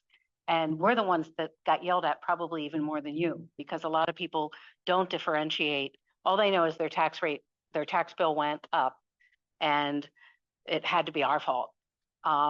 And, you know, they're talking about a 6% increase for next year. My guess is that means 12 in Woodstock, because we seem to, you know, be, it was 14 everywhere else and 30 for us. So, you know, that's just not tenable. And, you know, we're losing residents. We can't attract new people, just as you've said. So I would like to see your top priority be doing something with education funding to lessen the burden on the people that want to live here. Yeah. And affordability is one of our goals. So that goes hand in hand with it. Yeah, I think I'll just piggyback off Susan. I think I think education funding is obviously on everybody's mind. But how it gets solved, I think, is very much looks like a very nebulous cloud to a lot of our taxpayers, and especially, as Allison mentioned, with the news that broke this week that the commission that was supposed to come up with informal recommendations not really putting anything forward this week. I think it's left a lot of taxpayers. I've certainly heard a lot from taxpayers. It's like, well, who is going to solve it, and how will it get solved if we can't, if it seems like nobody's in charge in a lot of ways. And, you know, I hear Mr. Major's comment that it takes kind of everybody being willing to come to the table, but I also think that this is a very complex problem. So I'd also love to, 2 very specific questions. One, what do you think is a reasonable goal for this half of the session in terms of working towards solving education funding? Because I think, given what we know so far, we know it's not going to be overhauled in the next 6 months, but like, is there something that can be done that we can communicate towards people that there will have some relief, whether it is breaking down the non-homestead tax subcategories, which we've spoken to our lister's office about, and they seem like it's a very doable thing. The other thing that a lot of parents have been coming to me asking about is the per pupil education penalty. In our district especially, that is excess spending penalty. That is impacting a lot of student facing education, or student facing positions especially. That would change how we educate. And there's been a lot of conversations that, in addition to obviously like having the second worst building in the state, now we're also taking away from the core of our education by having to implement things like a trimester system, having to move arts and STEM to every 10 or 15 days as opposed to every week for children. And how can we expect to pay more and have such and have less both in education and in the facilities. And I think especially as it relates to the decision that led us here in terms of Act 60, what does equitable education look like? Does equitable education include the facilities? So those are just two things. Yeah, I don't know if you guys have thought about like what's reasonable in terms of what you expect out of the committees this session for education spending. And just to remind everybody, we're only there for 4.5 months a year. Yeah. So we are, and I'll just frame up, we have asked both the speaker and the pro tem have asked the governor and the administration to come, really, we're giving them the first 2 or 3 weeks of the session to come forward with their ideas. So they need to kind of belly up to the bar with some proposals that they have been working on. They are full-time. We're supposed to be 3 equal branches of government, and we're only there 4.5 months a year. So that is where we're going to start. We're going to start with their proposals and work forward.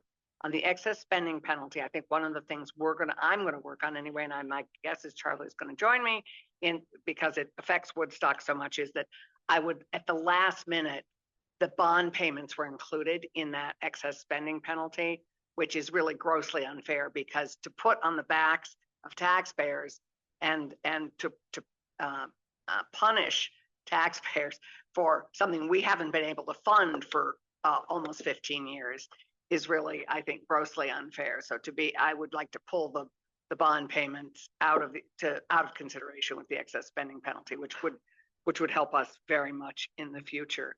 And we are working, there are a number of proposals on taking out the non-homestead and breaking up the non-homestead payment. For people who don't know, non-homestead taxes are paid by commercial, industrial, second home, and seasonal camps. So Farms. And farms. Anything right, anything you don't live in. And so that is all. And the tax department has actually been working on this, trying to figure out how to pull those threads apart. And so there are a number of proposals that we have that we'll be working on this. It was initially thought, and the reason that sugared out this way in Act 60 and 68 was that they felt that commercial and non-residents shouldn't bear the burden of the choices local towns make in terms of how they educate their kids, so that they pay an education tax, but they pay the equalized per pupil rate across the state.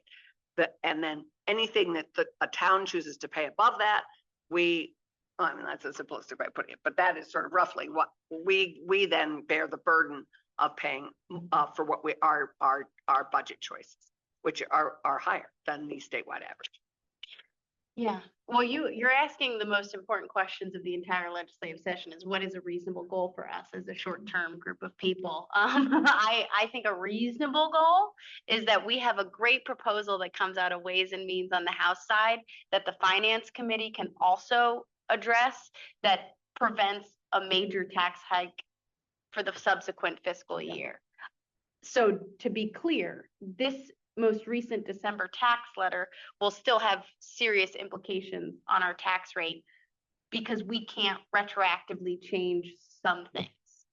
So I think a reasonable goal is to expect that the next fiscal year will have very substantial changes made to it. So I just want to put that out there to be transparent. As you know, with your own budgeting cycle, big changes don't always affect that present tense budget. There's a few thoughts I have on kind of the framing of your question. And the first kind of speaks a little bit to what Senator Clarkson said, which is how do we equitably break out the second home owners and having them pay a larger amount than full-time residents. And I think that that's a key cultural shift that has happened in Vermont, where for many of us, when we were traveling to communities like Ludlow and Bridgewater, it used to be when I would go there that they were very reticent to tax second homeowners or scare tourists away or push people out of their communities. But we have now come to a place, so they didn't necessarily advocate for a larger burden to be placed on them for tax purposes, But I think what we're realizing now is that the scale of our schools doesn't make sense. And the main reason it doesn't make sense is because a lot of our homes are empty during the school year. So we have to transition our thinking about what the cost of a second home and third home is in our community if a alternative full-time resident could be living there. So I think that's a really big conversation and a cultural shift. And we will now have the tax department's breakout of that. I've already requested a bill, and Senator Ann Cummings, who is the chair of finance on the Senate side, is very in favor of this idea. So I think there's some real moves that could happen reasonably quickly. There's also a fifth tax bracket that we could discuss, which is our highest earning Vermonters having to pay a greater share. And that was floated on the House side. It died on the Senate side. And I think this year the Senate will react differently, ideally, to that proposal.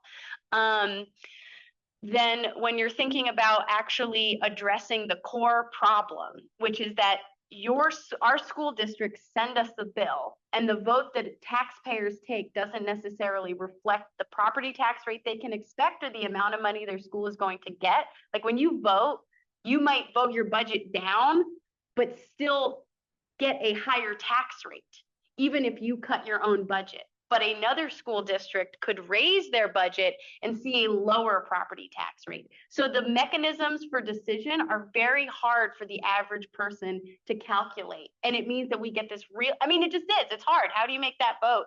Or how do you as a school board, make that budget not having a clear understanding of the implications? So I think we need to fix that. Just how do we actually align so that people can make decisions at the local level if they want to lower their taxes or invest more in their school district? So I think we have to address that. There's been, again, as Senator Clarkson noted, we're leaving the first 2 weeks open for the governor to come to us, because what we heard was it was his number one issue, and he threw out some proposals at the end of last session, but it came late in the game and they weren't fully fleshed out.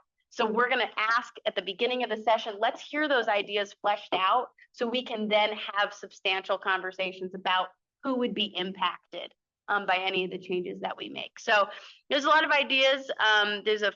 We could talk about the foundational formula. There's a lot of different creative ways we could resolve this, but it's going to be a negotiation. First, I hear you about the lack of tax capacity when you have such large capital improvements you have to make. And property owners are saying, I can't pay anymore. What about the bathrooms in the town hall? I mean, you didn't mention that. But so there's a lot. So how do you enable the town to have more tax capacity?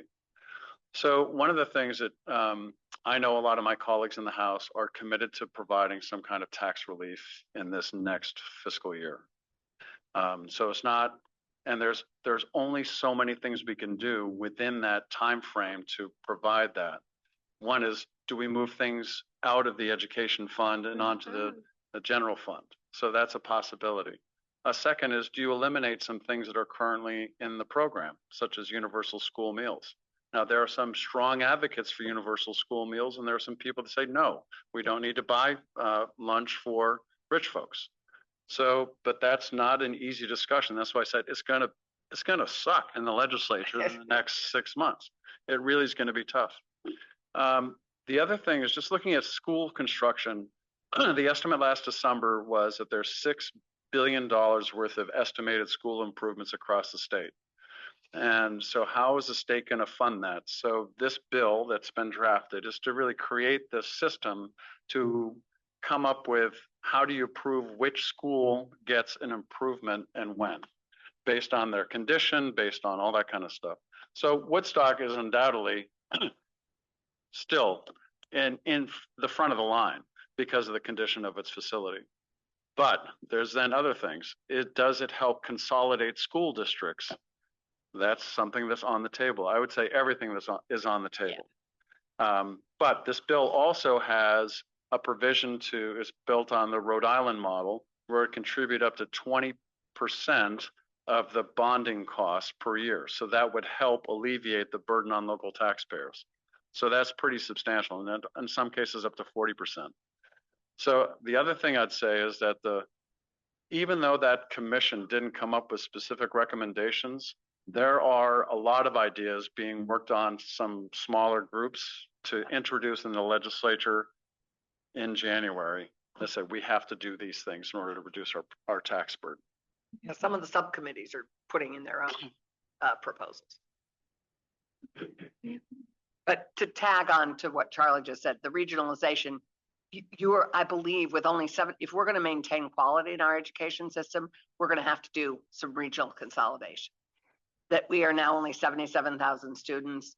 We are going to have to think out of the box in terms of what we invest in terms of bricks and mortar, if we're going to be asked to regionalize our high schools in Windsor County, for example. So and that I'm pretty sure is what is going to be asked of us in large measure. But I'm excited about some of the school construction proposals that are coming down. The Rhode Island models are very exciting. Oh, and we do have a bill around, we're reintroducing a bill that would no longer fund private education opportunities in the same way. One thing that's unique about Vermont is we have a voucher system, and a recipient of that could be a private education institution. So we would be moving away ideally from that. Well, the Macon decision, the Supreme Court's decision to that forces us to send any voucher, any taxpayer dollars, not only just to independent schools for towns that don't have high schools, but also to religious schools. Separation of church and state actually matters to a lot of people in the legislature, and that is going to be a big discussion this year. But we have sending opportunities to other public high schools to support our public high schools, and we have the 4 historic academies, which would probably be exempt and are exempt in our bill, which are the St. Johnsbury's and that. So if I understand the non-homestead, you're talking about not ratcheting it up so that they're paying a homestead rate, which I don't understand, because you didn't ratchet up my taxes when it went to 30%. You just said, here you go, your tax is 30%. I don't understand why the non-homestead can't be just, you're gonna raise your taxes to the same as a homestead. Yes, I completely agree with you. I asked her, we have joint fiscal office staff. I asked Kirby Keaton, what would we have to do to just make it so it's always the same as the homestead rate, if it ever is lower? But if it was ever higher, could we just let it be higher still? So there is a way to do that. We set the non-homestead rate. I don't know how we would do it, but Yes, our JFO folks are pro that idea. I'm not going to try to defend Act 60, but when Act 60 was passed in 1997, it said that, and Act 68 in 1983, it basically established that there are 2 different kinds of properties. There's the non-homestead, and the state would set that rate. The legislature sets that rate every year. And that the school budget, what you decide locally to spend on your school, is going to set your non-homestead rate.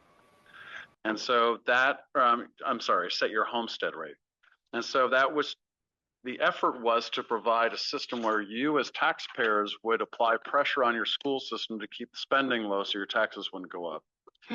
But the problem with the system, as Becca mentioned, Senator White mentioned, is that you could do everything you can to keep your taxes low, and your taxes would still go up because all the other school districts might spend more. And so the system itself is called the problem of the commons, is that other folks are going to affect what you spend, even though you decide not to spend that money, or what you have to pay in taxes, even though you decide what to spend in money. It results in a very unequal education in many ways, where you have some districts deciding to spend less money on their students, even though they could spend more and not incur the excess spending threshold. Yep. Someone like Fairhaven. Whereas you'd have somebody in Middlebury where they're like, yeah, we're right up against that excess spending threshold, just passed the budget on the first time. But over in Fairhaven, they got their budget defeated 5 times in a row, or 4 times in a row. So yeah, it's complicated. That's the best answer, but we have to find a better system so that you can understand where your taxes are, so you can feel like people are paying equitably into that system. Yeah, and that your vote on town meeting day or for your school budget has real implications on your. One other piece I did just want to mention with the non-homestead is we've kind of all spoken a little bit about the tax department's recategorization of that non-homestead section. And I think for a lot of people, there's been conversations about homestead and how non-homestead works, but because it's everybody. If we were to just increase the non-homestead rate to a much greater rate, you would have rent go up because rental properties fall in this bucket, and farms and commercial, like all of these things that we're trying to incentivize in some ways being lower cost, we would be increasing the cost there. So there's states like Hawaii where they have 9 different categories of property type. So really the group that I've identified as who I think needs to pay more, at least me personally, is again that second homeowner or more vacation rental property person. That's the group that I've really identified as I feel that we need to have them pay more. But once we break out all those categories, we can be so much more precise. Like if for some reason we just had this huge influx of commercial, we could just be so much better. We can and we can't, and we can't until our grand list actually is incredibly precise. And Oh, so but that is excuse me. one of our challenges statewide. If is our grand list. I've spoken to the listers Yeah. and they said they could do that in about 3 weeks. Yeah, which is great, but not all listers. So can. then why don't you make it so that if you can do it, Exactly. you Yeah. get it done, and then everyone in Woodstock pays the same rate. Homeowners, second homers pay the same rate, not wait till every place does it. Make it We've- incentivize them, Yes. that way there people will get it done. Right now, you're saying, well, it depends on who else does it. If we can get it done in 3 weeks or 4 weeks, whatever, We could incentivize the towns that are able to do it fast. yes. Yeah, we can absolutely. give municipalities the flexibility to do it. I mean, that was one of the things that I talked about with JFO was could you allow individual municipalities to decide how to break out and do those rates differently? If you want to support your downtown, could you do that? But that gets very complex, and anyone on Ways and Means or Finance is probably nervous with that conversation. But I do think municipalities should have more tax flexibility. All you get is a 1%. Did you do a 1%? Yeah, we did that in Hartford, and it made a big difference for our residents Yeah, but because it captured. we only get 75% of it though. Oh, yeah, yes, everyone, yeah. Well, it's, Yeah, it's real. But you're correct. You as a municipality have very few levers you can pull to act your own tax problem. So, yeah. All right. I have a comment. I don't know if Greg has any. The clean heat standard sucks. You guys are paying about it the wrong way. You're making people pay more for their heat by taxing them while they're trying to heat their stuff. There's gotta be a better way of doing it instead of taxing fuel oil, propane. I know you wanna try to get people to wean off from it, but these heat pumps are not the whole answer. I think you guys need to really rethink that one, as well as what these guys have said about the school tax. The taxes are way too high and you're pushing people out of here. You know this. You're pushing people out of here that have been here for generations. And the second homeowners that can afford it to get in here, you gotta start making them pay more. I work for a lot of these people and I can't believe I'm saying this, but it has to happen. Hey, you're not wrong. I'm happy to talk about the clean heat standard. Go for it. So I'll just say I worked for the last 4 years on the creation of the Clean Heat Standard, which was a part of the Affordable Heat Act bill that we passed. Yeah. Have you seen your fossil fuel bill go up because of it this last year? God. So I'll just say that is, I've had folks tell me that, and that would be inaccurate because the bill itself did not get implemented. And why is it getting taxed that way? It's So not it's being. n- So yeah, so that's kind of my point is I've heard from folks that they feel that their fuel bill has been increased because of the clean heat standard, when in reality, it didn't get implemented. It didn't get enacted as a thing. So the information that you're getting about that, I would really check the source because they're already giving you false information about why your fuel bill is going up currently. Channel 3 News is wrong, Channel 5 News is wrong. Yeah, I mean, I don't know where you heard it from, but I just wanted to make sure that I gave you Yeah. clear information that the bill did not actually get implemented. So if you're feeling that the fuel price is going up is too high, it wouldn't be associated with this because it didn't happen. So I just want to start there. So we do need to lower the cost of fuel for heating and cooling in Vermont. And that was actually the point of the bill, was to create a credit market that supported our fossil fuel dealers like Coda and Coda and Irving to transition their businesses away from exclusively delivering fossil fuels, but instead to weatherizing folks' home, helping them switch to wood pellets or biofuel, for example, which is a blended mix typically. So that was one of the main points of the bill. However, based on this last election, we don't have the votes to actually implement the proposal, so I don't believe it'll be coming up again. So we need to think of another solution for lowering all of our fuel bills and helping Vermonters transition away from fossil fuels. So I think we're all really open to ideas. The one that was floated to us by our Republican colleagues was actually a tax, which would be a 3-cent tax on your fuel bill to go towards weatherization. So that was the proposal that we heard from our Republican colleagues on the campaign trail. So if you have concerns about a tax alternative, I would speak more broadly to every elected official, because we are going to have to help fuel poverty be reduced, and helping folks have more efficient ways to heat and cool their home is the best way to do that. So if there's a way that we can have a revenue source to help people transition, I would love to be aware of one that works for Vermonters, because we tried to do a credit market. It was studied, didn't go well, based on the reports. So we need to either come up with a regional solution or a fixed cost increase so that we can fund these programs. The last thing I'll say on that is I really am excited by the fact that we have a lot of affordable housing that's being built in high efficiency ways. And I think we're going to be able to make a much clearer case for the value of non-electric resistance heating, which is like heat pumps and mini splits. And there are many grant programs out there to support that. So if you're not sure about them, I would recommend reaching out to Efficiency Vermont and seeing if like a space like this, honestly, like a big open space is really where heat pumps shine. So there's a lot of information about that. Great, yeah, there you go. No, And what kind? Mitsubishi. Okay, yeah.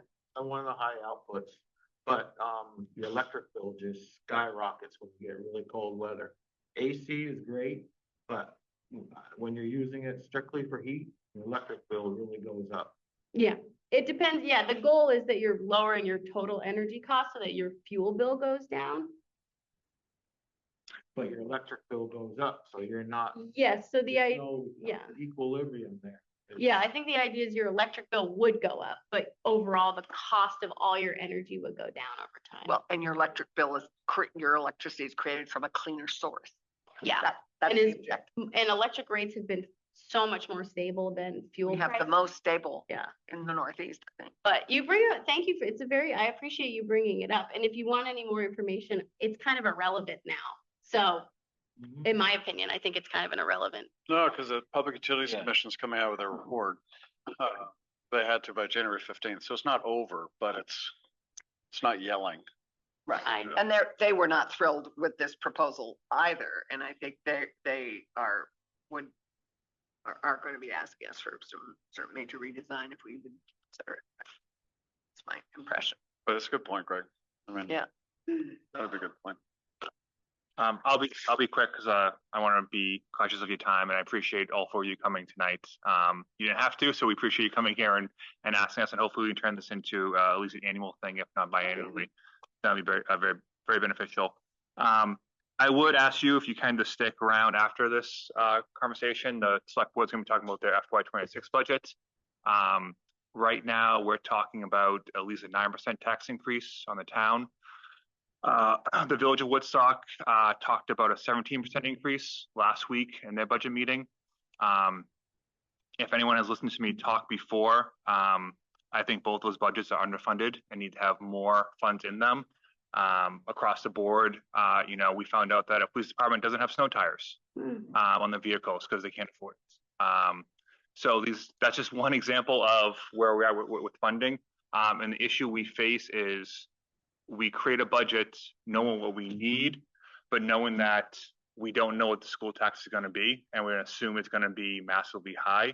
So we are purposely underfunding our municipality year after year, trying to have an idea of not killing our taxpayers' residents because we need them to stay. We want them to stay. So I know you're only in session for a few months of the year. I know you can't solve all this in the next 4 months, but I think what we need to see is just some hope coming on Montpelier that something can change, that there is hope for the select board, for us, for residents, that maybe not this year, but next year, 2 years now, there's going to be changes, that there's going to be a way for us to make this place affordable still. Because if not, we're just running a fool's errands here, and it's going to be second homeowners all the time. So we know you can't solve everything next 4 months, but my hope would be that come the summer, we have some hope that there will be positive changes going forward. So that's my overarching priority for you. A few other things I'll hit on quickly. We talked about tax rate, control of taxes, housing affordability. I'd really like to see support from Montpelier for a regional planning for government and climate change. That's such a massive issue. Critical. Not for public safety too? Well, I put that in government, yeah. Every time I get together with other town managers, that's what we talk about. So those three big things. Selfishly, funds for water and sewer projects. Woodstock just passed $8.3 million of capital projects. Right before, we're talking about a potential $30 million wastewater plant. We need a new tank for the water system. If we can get money from the state for those projects, that would be extremely beneficial for the taxpayers. And finally, the local option tax. I have a call with VLCT on Friday. My understanding is the percentage that the state has is now in a surplus, sitting in a fund. And we would like to see that money returned, or at least put in a way that could be beneficial to the municipalities. It's money that's being spent, in Woodstock and other places. It's going to Montpelier. I know there are admin fees, but my understanding from VLCT is that they're a massive surplus of funds, and they want our opinion on what should happen to it. So I'm telling you, the four of you, is my opinion is bring it back home and let us use that for infrastructure. So those would be my priorities. So that's pilot money. The money's used for Yeah. payment of taxes for state-owned Yes. properties. The excess of, okay. I don't think so. It's not pilot. It's the 25% or whatever the percent is that you share with the state to Right. administer the local option tax. Pilot is usually in if we have land that's state owned, and so it's off the tax rolls. Right, that, the 30% goes to pay for that. Yeah. Right. But I hadn't heard we had a surplus in that, and it would be great to change those percents anyway. Yeah. with Option tax. Yeah. I agree. Every town that pays local option tax feels that way. Yeah. So. One of the things I think you've heard from everybody is that everything is on the table. I mean, that's just the bottom line. And what I said initially about the affordability, I think everybody is working towards that. So, hopefully we'll, show some light at the end of the tunnel, and that light isn't a train. That's kind of the key. And we're going to work hard to do that. We can say all the platitudes and the things that we want to, and the things that we want to do. But there are some things we're going to have the political will to do. And it's going to, talked about consolidating schools. Vermont is very provincial in a lot of their smaller municipalities, and they want their schools to stay, but it becomes not fiscally responsible anymore. So what are we going to do? So there's a balance. I mean, we represent Woodstock and Windsor County, so we have a certain mindset, but there are other elected officials and we have to find a way to negotiate so it's better for everyone. So we're going to work hard and do that. I'm sorry. I was just to say, in terms of getting money from the state, you having passed, one of the keys is that the voters have now passed the water and the purchase of the aqueduct company and the money to repair the system, the key pieces of the system anyway. That means that, as you know, makes us eligible for state money. Yep. So with sewer, we're going to have to pass whatever the bond is before we're eligible, probably, or in line for additional support on that front. But we're now ready to be in line for the capital construction, the capital bill. That money goes to ANR, and then ANR through the water program comes to us. So the state money will come through A&R to us. But we've applied, I assume we've done all our applications for that. And We apply everywhere we can, yeah. so should be in pretty good shape on that. Eric, afterwards, you're gonna talk about what's driving those increases in your budget? Yeah. Okay. So when I Fine. put this out on listserv and invited people to come, I did say there would be an opportunity. I think we've covered a lot. So I don't know if there's, I would encourage people not to ask the same questions we've already asked. But if there's something we haven't covered, or there's something agenda item, I think we need to. Okay. Yeah, I would just ask people to speak respectfully and with empathy for everyone up here. So that's something I would add. Roger. Thank you. My name is Roger Logan. I want to thank you for coming here and standing in front of us. I know this is a difficult time for everybody in government. I'm going to speak frankly. We're shocked. There is a crisis in affordability for middle-class people in Vermont. There needs to be a much greater sense of urgency than I've seen come out of government, and obviously the legislature is not the only component of government. It's appalling that that commission came out with no concrete responses to how to fund education. In the last election, in my opinion, Vermont went the wrong direction. And to echo what Eric says, if we don't get some hope and see some progress, whether or not you're able to solve it in one biennial or 1 year, in the next election, it's going to go even more in the wrong direction, and eventually Vermont turns into New Hampshire. So these are problems.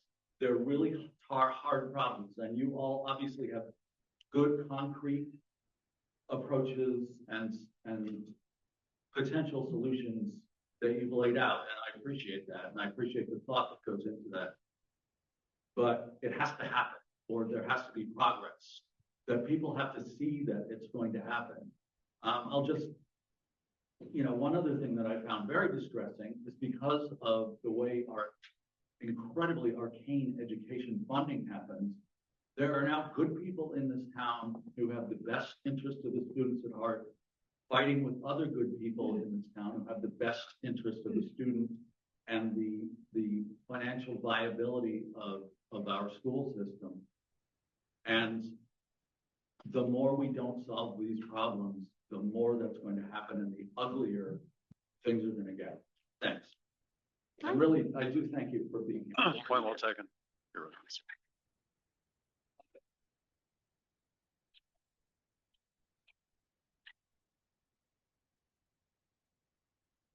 And still they live in the village. So I just have one plea for you as you all work on new bills. Please, will you keep the administration really simple? It's become very clear recently from conversations regarding education and healthcare that the costs that keep going up, the costs keep going up in our tax administration.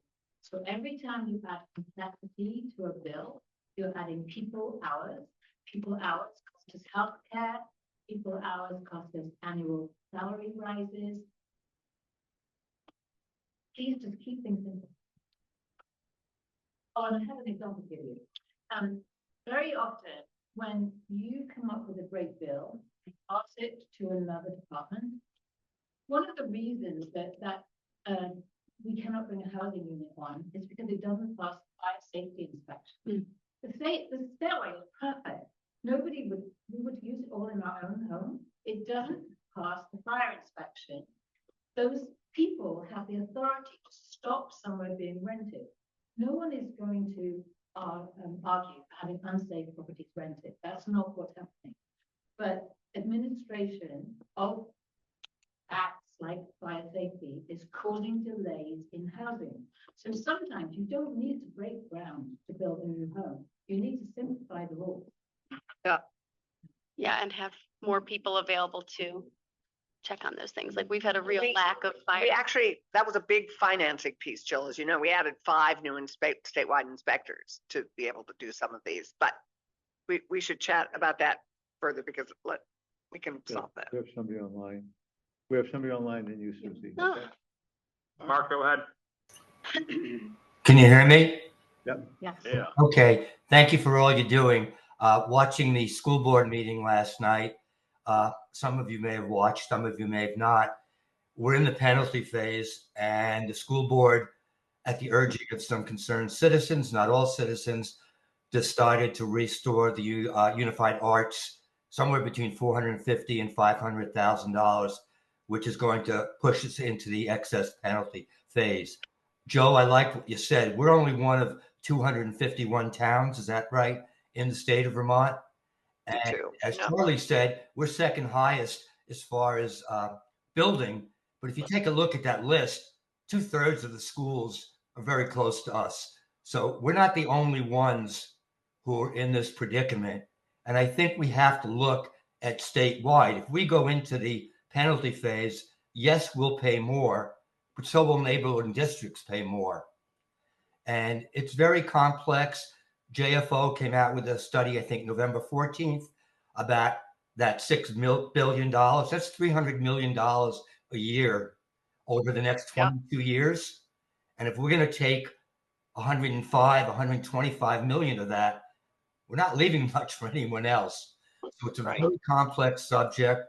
I think people try to simplify it, but I think we have to remember, as I think when you ran that session during the summer when we had Emily Kornheiser and Peter Conlon come, that we have to look at this as a statewide issue. I know you represent us and you represent Windsor County, and that's your job. But recently, Colchester passed a $115 million bond issue for construction costs. It passed by what, 100 votes out of 8,200? Yeah, not much, right? And we're also the 5th highest per pupil spend in the state. We're behind Norwich, Thetford, Addison County Central. The other districts are all really small. My question I had put to the board, but they never answered, was why are we at that level? Why are we pushing that limit, which gives us no room?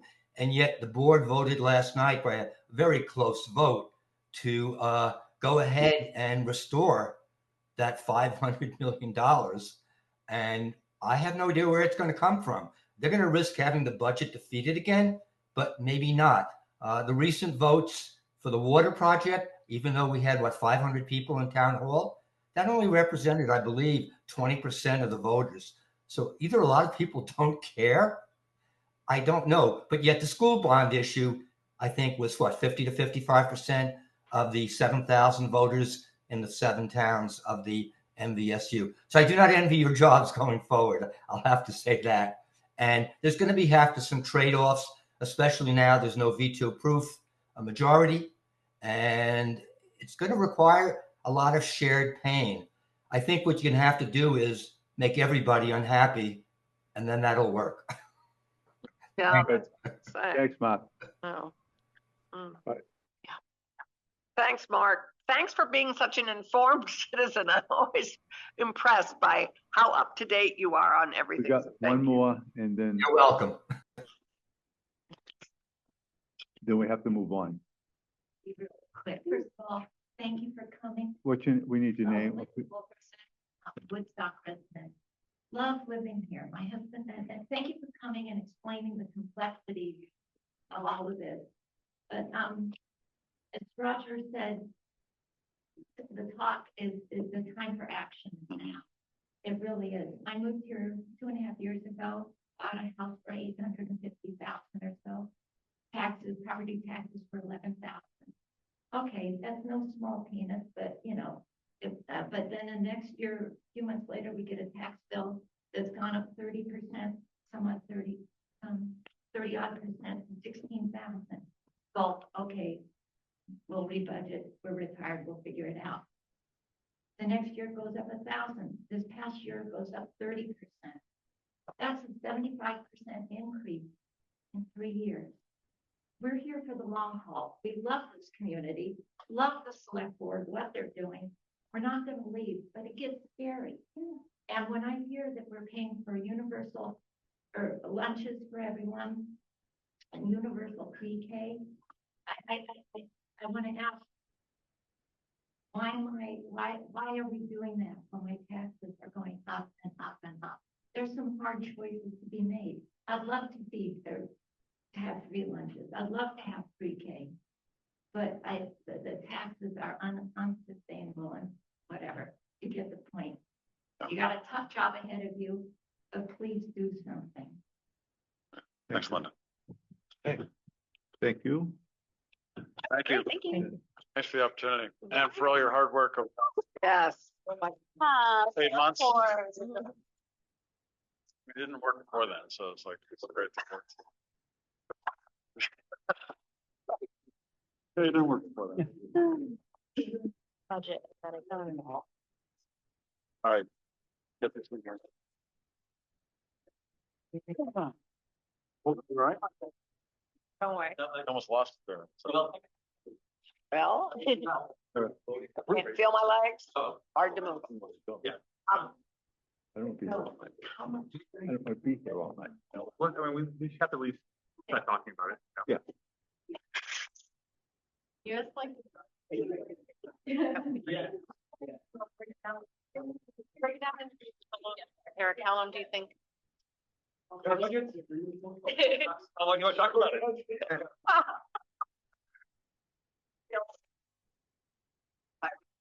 I appreciate your approach. Ray, could you just ask him maybe to? Hallway. Excuse me, if you have any conversations outside so we could continue, please. Thank you all. Have a good evening. Bye, Roger. You're not staying for the budget, Roger? I'm gonna read it later. Ah. It's a late night. Board meeting tomorrow. Yeah, with Folks, me. folks, excuse me, If you can go out with. you go out in the hallway, please. Joe, go out in the hallway so we could continue with our budget. Thank you. Okay, water system ordinance, we have to get that going. Yeah, so basically what we probably have to decide on this by January at the next meeting, just because we have to pass it and then it has to be available for petition. If we're trying to close in March or early April, we want to make sure we have the rules in place before we take over the system. So Ray and I can work on this after the new year and put something together for the board to discuss. Yeah. And then vote on sometime in January. Budget discussion. Okay. So as alluded to earlier, I sent over a budget to the select board and the trustees about 2 weeks ago with apologies in all caps. So right now, as we talk about the town is looking at a 9.2% tax increase to create a balanced budget with what's presented in front of you. And there's some printouts here if people have them. If you don't have any laptop or people in the audience want some, we can hand them out. And what I did last year when I presented a budget to the boards, the trustees and the select board, I did a lot of the hard cutting. It was my objective in the first year to, bring a budget in front of the boards that I felt comfortable with, that could pass town meeting and could pass through the boards, with also still providing, level of service that is needed. Being here for another year, conversations with the boards, the setting of the goals that we did a few months ago. This budget, I did not cut much from it because the department heads did not add much to it. There is no added positions in this budget. The only real additions outside of capital reserves are for the pre-mentioned software upgrades, so permanent paychecks, and for the website design, which I think equal $34,000, which this budget is half percentage overall. The major increases are salaries, with the majority of them being contractual. We are finalizing the fire and EMT contract. We're still in negotiations with the dispatch union, the public works and town hall union contract is still ongoing. So all those salary increases are contractual. And then department head are budgeted at a 3% increase from the previous year. The one place where you'll see a pretty substantial increase is capital reserves. What that is going to be is fire EMT. The select board approved the purchase of a new fire engine at $1.2 million, give or take. I want to go for bid. That should be delivered in about 4 years. At that time, Chief Green recommended allocating about $400,000 a year in the budget to go towards that fire engine, so we wouldn't have to take a bond out. That right now in this budget is at $100,000. So even if we did $100,000 next 4 years, that's still a third of the overall cost of the fire engine. He's also advocating to start saving for 1 or 2 other ambulances that we have to replace in the coming years. Public Works is looking at capital reserves to kind of get back on some kind of rotation that we've got off on the last few years. Maintenance schedule. Maintenance schedule, correct. So that's where you can see the dramatic increase there. As I mentioned to the boards before, this budget also does not include a planning and zoning director. What we've done is hire 2 staff members with the potential of one of them maybe being promoted after a little while, but really to kind of just get things going in that office. We've been short-staffed for so long. And the hope is to lean a little bit on Harry, who we just renewed his contract, and Stephanie in her community development background to kind of do some of that planning along with residents as well. The finance office asked for another staff member. That has been turned down. Fire had talked about potentially adding another staff member with a new schedule. We're not pursuing that right now. There's no dramatic salary increases. So that's kind of the budget you have in front of you. As I said before, I'll say 1,000 times, I think this budget could definitely use more money in it. However, 9.2% is pretty substantial, knowing that Woodstock will be hit by the school tax. With that said, I think Brattleboro started off at 22% increase. They brought down, I know Lebanon tried to go high. Talking to other people, their original budget was around the 15 to 20% in other towns, and then we do the best we can to cut it. If you look at the actual overall increase of the budget over last year, it's really about a 3% increase from last year to this year, which is not a insane increase when talk about increase of the actual budget. But that's where the tax rate is. The town has shown no new revenue streams over the course of the year. We had a good year last year with building permits, but you can't guarantee those will keep happening. The short-term rental ordinance not surviving a petition in the town, that revenue that we were hoping for, obviously we didn't budget for this year, so we're safe for this year, but we can't guarantee any of that money coming in the future year. So that's kind of where we're at. So with that said, I'll turn it over to the board for questions, comments, suggestions, etc. So the salaries do include the positions that presently aren't filled. I think we have Yes, so I include the a 2. couple on the road. It includes. One in town hall or in your staff? Hold on, no, with the new person coming to plan zoning in January, town hall will be fully staffed. Public Works is short 2 people right now, but those positions are budgeted in this budget. We just hired another dispatcher, I think today actually, or this week. That position is budgeted in the next budget. Police would be on the village side, but they're currently fully staffed as well. I have some questions / comments. There's like big ones and then there's small ones. I'll start with the big one. I would personally like us to budget for a planning and zoning director position. It's one of our, it aligns with our goals and priorities for more housing and development. I know Mike has made comments that he hasn't seen the office, any office as busy as ours. Right. I think if we're gonna continue that, I appreciate that we hired 2 new people, but these are also 2 people who are new to not just Woodstock, but new to the workforce. And so we need to, I think, yeah, plan appropriately, and if that requires, yeah, I would personally like to see that position included. I also think, not that I have any ideas on this right now, but I would like to see us revisit the Pentangle arrangement. The fact that we pass money through them back and forth so many times, either through rent, and then we also, or they pay us rent, I should say, but then we pay into their operating budget. Is there a way we could simplify that arrangement?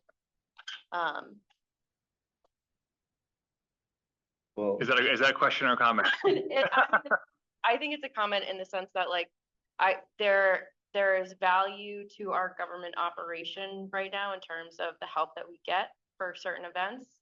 But they have not seen a rent increase in 10 years. Since the last contract was signed, which I would believe was 2017, Okay. maybe 2019, I can't remember. And we're paying $36,000. Yeah, for the culture and recreation budget. I think that's just a tough number to reconcile when we know that they could raise money elsewhere.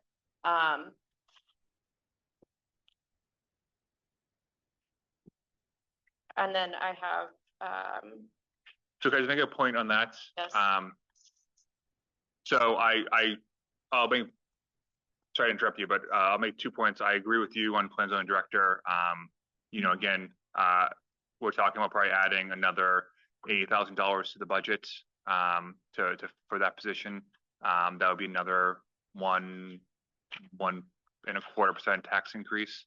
I'm happy to include that, but I want to leave that up to the board to decide that.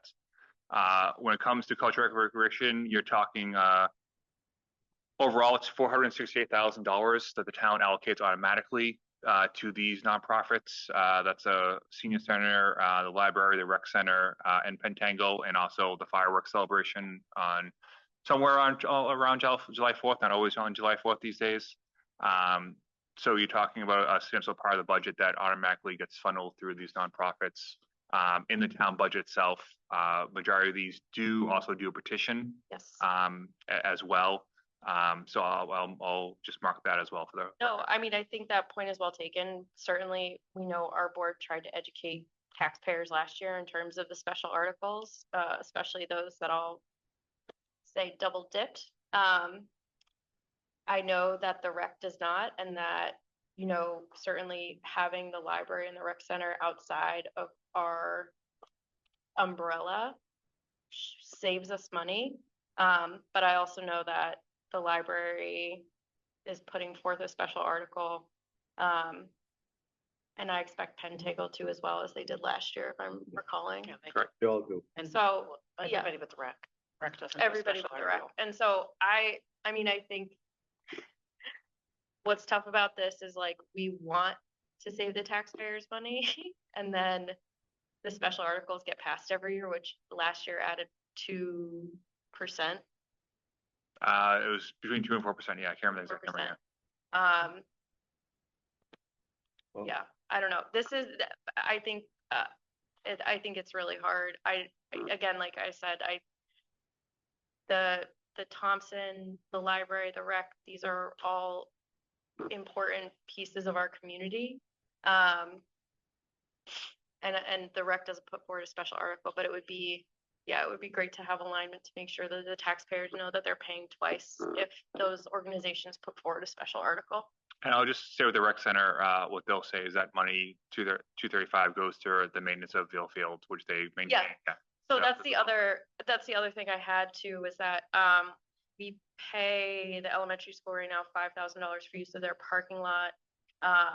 But I think that we could figure out a way to negotiate that, seeing as, like, the rec and the town let them use Ville Field on a daily, regular basis. We also occasionally have a police officer do traffic duty for no charge if diversify, not there. Yeah. The 5,000 is peanuts in the grand scheme, but I do think we should revisit that. Yeah. We kind of got strong armed into that at the time. So those are my, excuse me, those are my comments right now on the budget.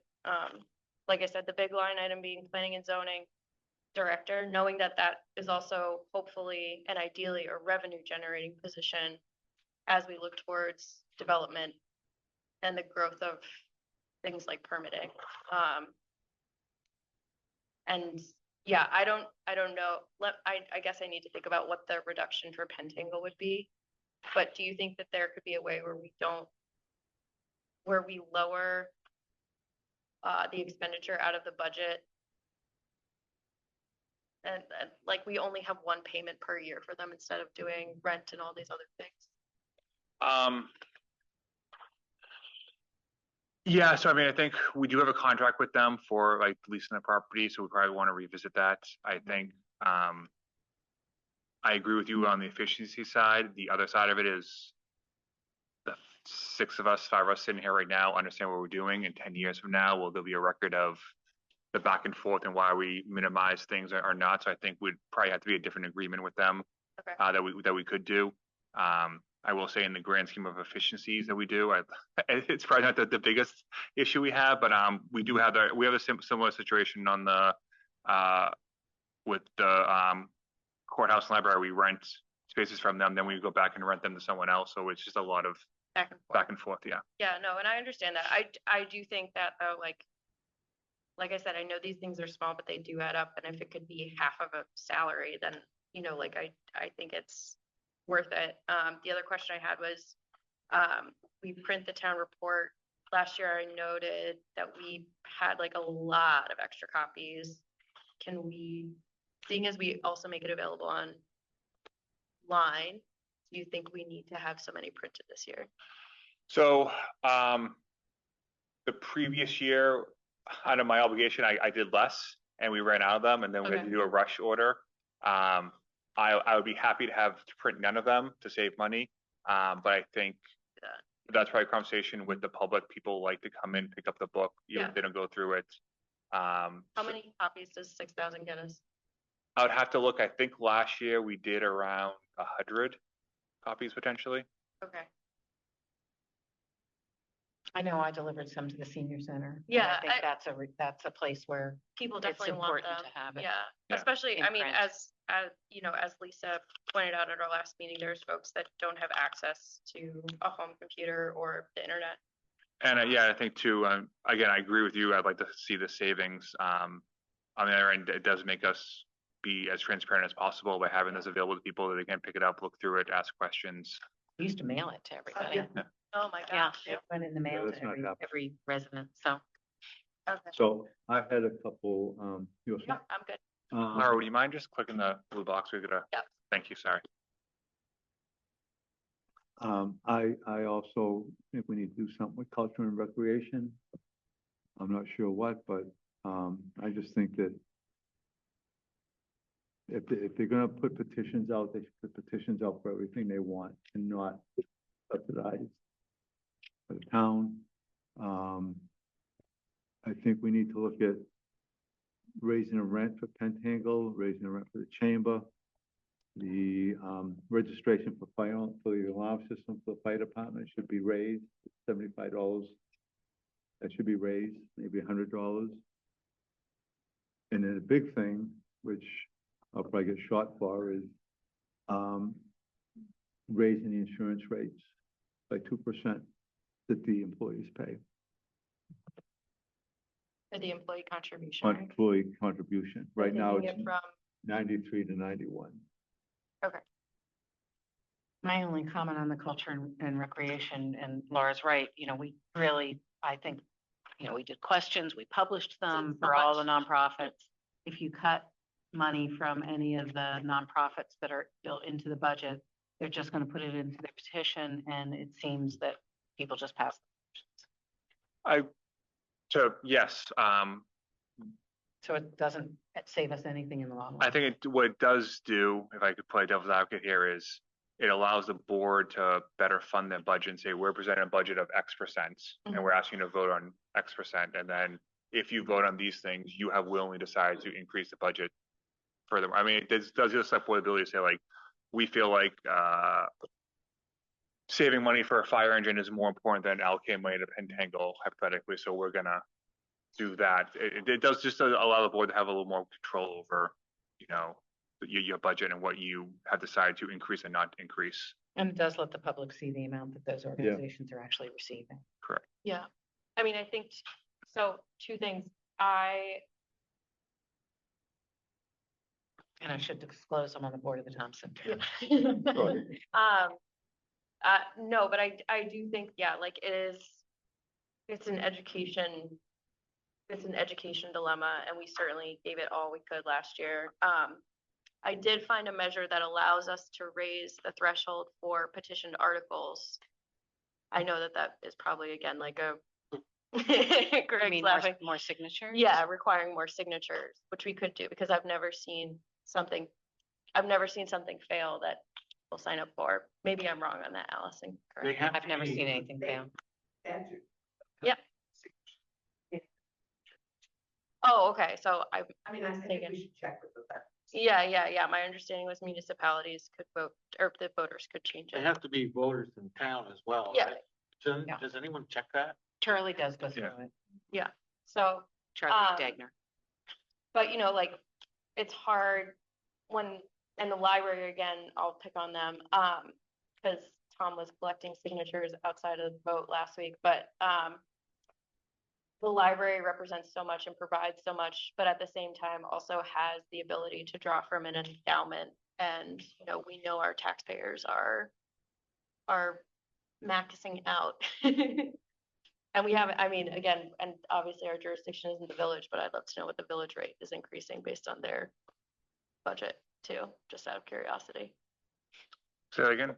How much the tax rate is increasing on the village side. Right now it's at 17.5, I think, right now. If I could just push back a little bit on the boards.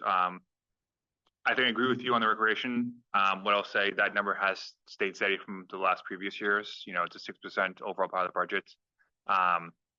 That's not gonna save us from the other decisions we have to make. So I just recommend maybe focusing on other things too, so we can kind of, you know, move this on a little bit. Or if you need more time to review this and want to schedule another meeting. Yeah, I think it's 8:30. Yeah. I think we have enough. I don't think I want to cut the winter tires away from the police department. Unfortunately, that's not your call. How if you want to run for trustees and move to the village, my friend?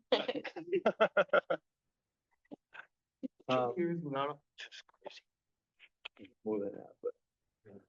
So something I do want to bring up is,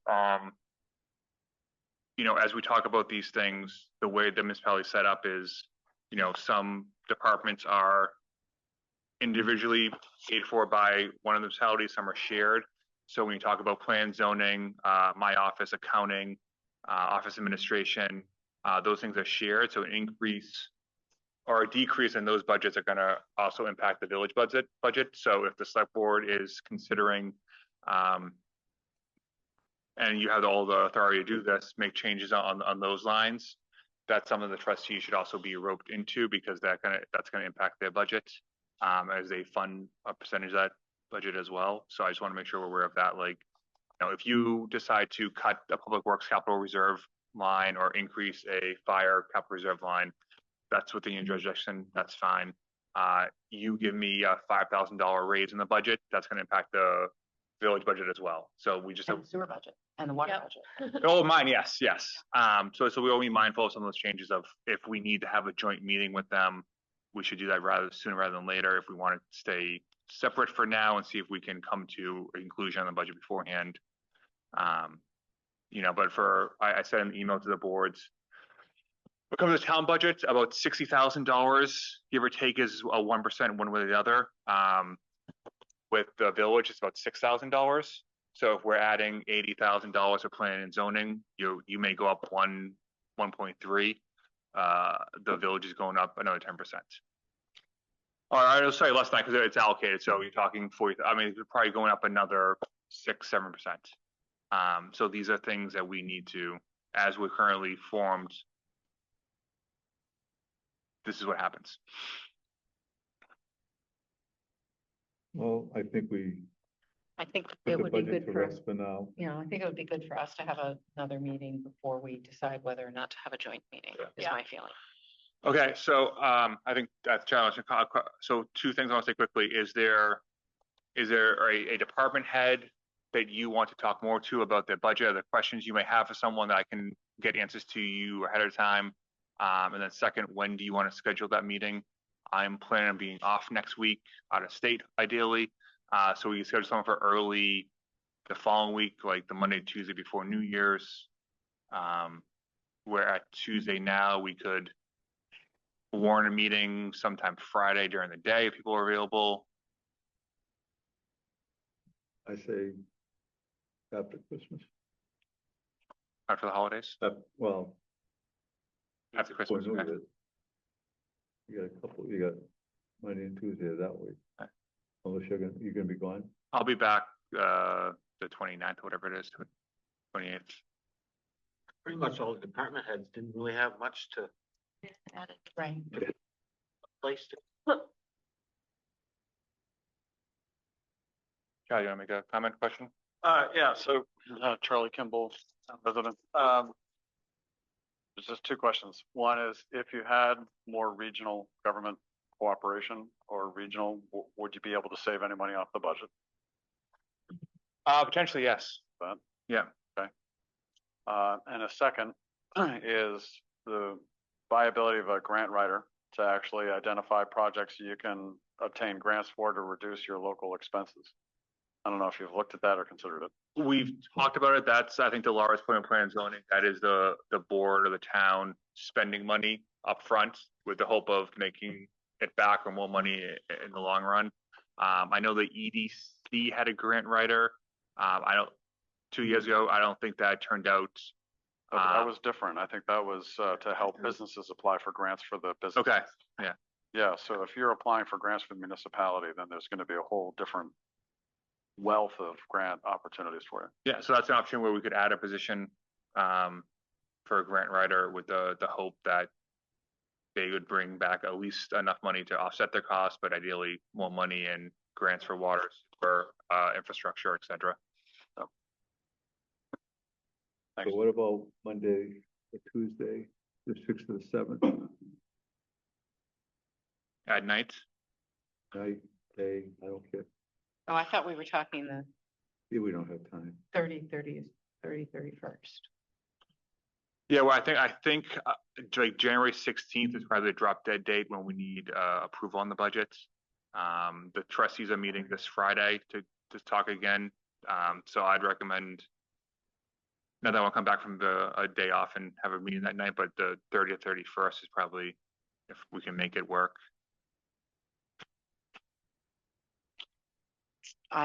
I'm fine. I'm traveling the 31st, but And the 31st is New Year's Eve. yes. Yeah. Oh yeah, sorry. I'm old. I don't do anything anymore. I don't either. I just thought others might. Laura's a young one. Laura's the one out partying. Yeah. You could do it here. Yeah. Greg. 11 p.m. and more than budget at midnight, for early New Year. We could do the 30th. We could 30th Yeah. works for me too, so. Okay. I could do the 30th. I don't see conflict. Would 5 p.m., 4 p.m. work? Yeah. Greg, what works for Greg? you? What are you talking? You just said 4 and then you said 5. I prefer 4, but if I don't know what your schedule will look like. If it's not snowing, I can do 4. Snow when you can't make it anyways, right? So Well, I do. okay. 4 o'clock? I'll do 4. Okay. I don't think I need to speak to any, I don't know if anyone else does. I don't feel the need to talk to any department heads. No, I don't either. I'll just say, I mean, if you, We can look look at the budget and you have questions, this week before you go on vacation. Yeah. or even beforehand, I can let them know at 4 o'clock, most of them still be around, that they could come to the meeting. They were all asked where they would, They Whether all they what? could cut they 10%. were all asked where they could cut 10%. Most of them could. And most of them were gonna cut, salaries or, The capital. Reserves. cap. All we have. Capital reserves. Yeah. Alice.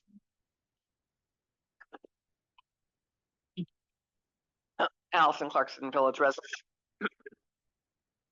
I guess my first, I guess there are historic reasons why Pentagle was in the budget.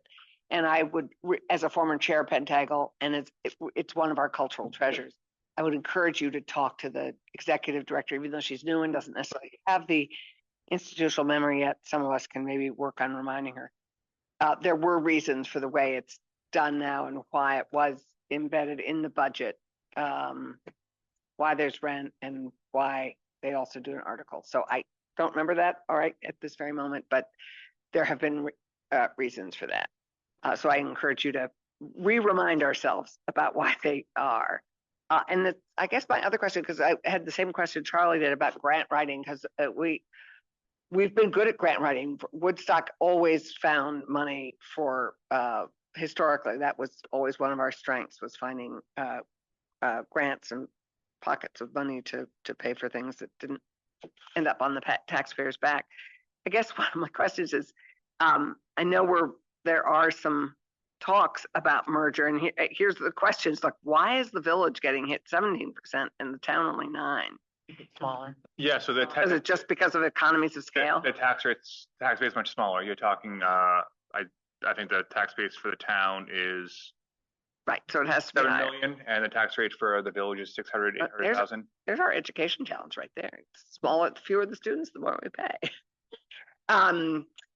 So, and is there now, has the select board and the trustees set up a possible committee to explore merger once again? Are we there yet, or is this all behind the scenes and not yet public? No. Yeah, we articulated it as a goal priority when we. Yeah, that's what I thought. But given how much energy, I think all the things that we have to do, Right. like water, Then the wastewater.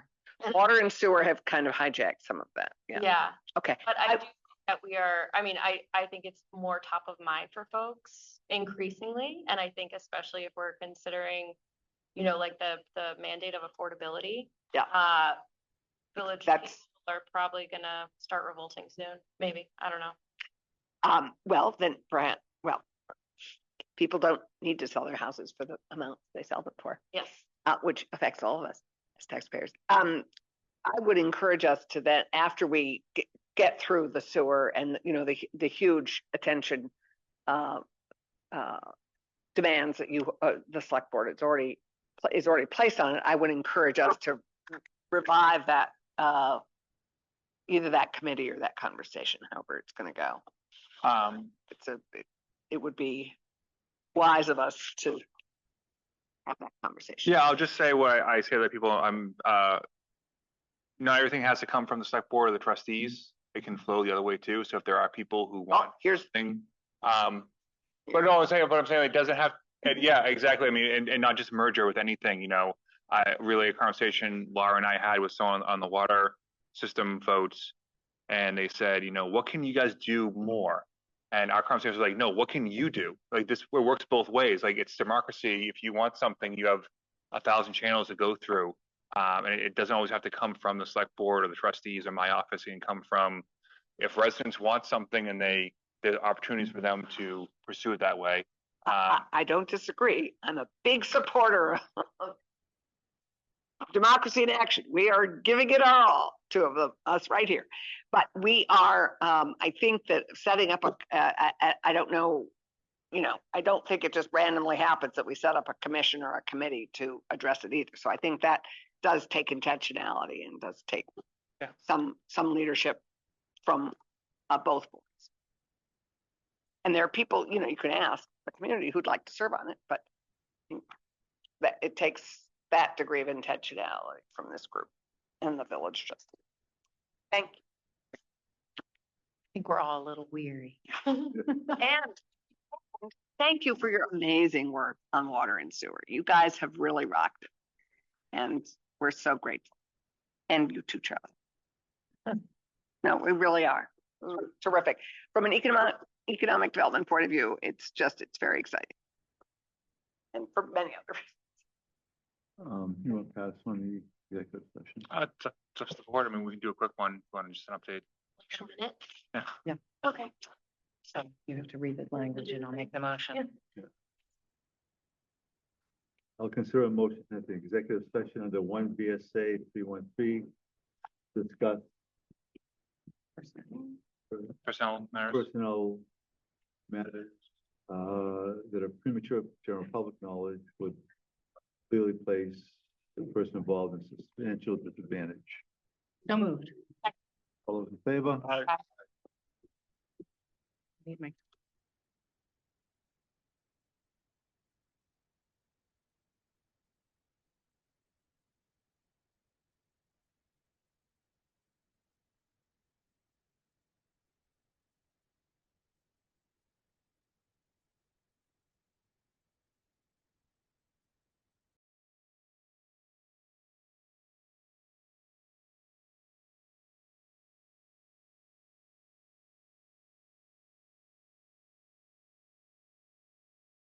We table approval in the minutes? Is there a second? Second. All those in favor? Aye. Motion to adjourn? Move we adjourn? Is there a second? Second. All those in favor? Aye. Meeting's adjourned. Thank you. Thanks for hanging with us, Lauren.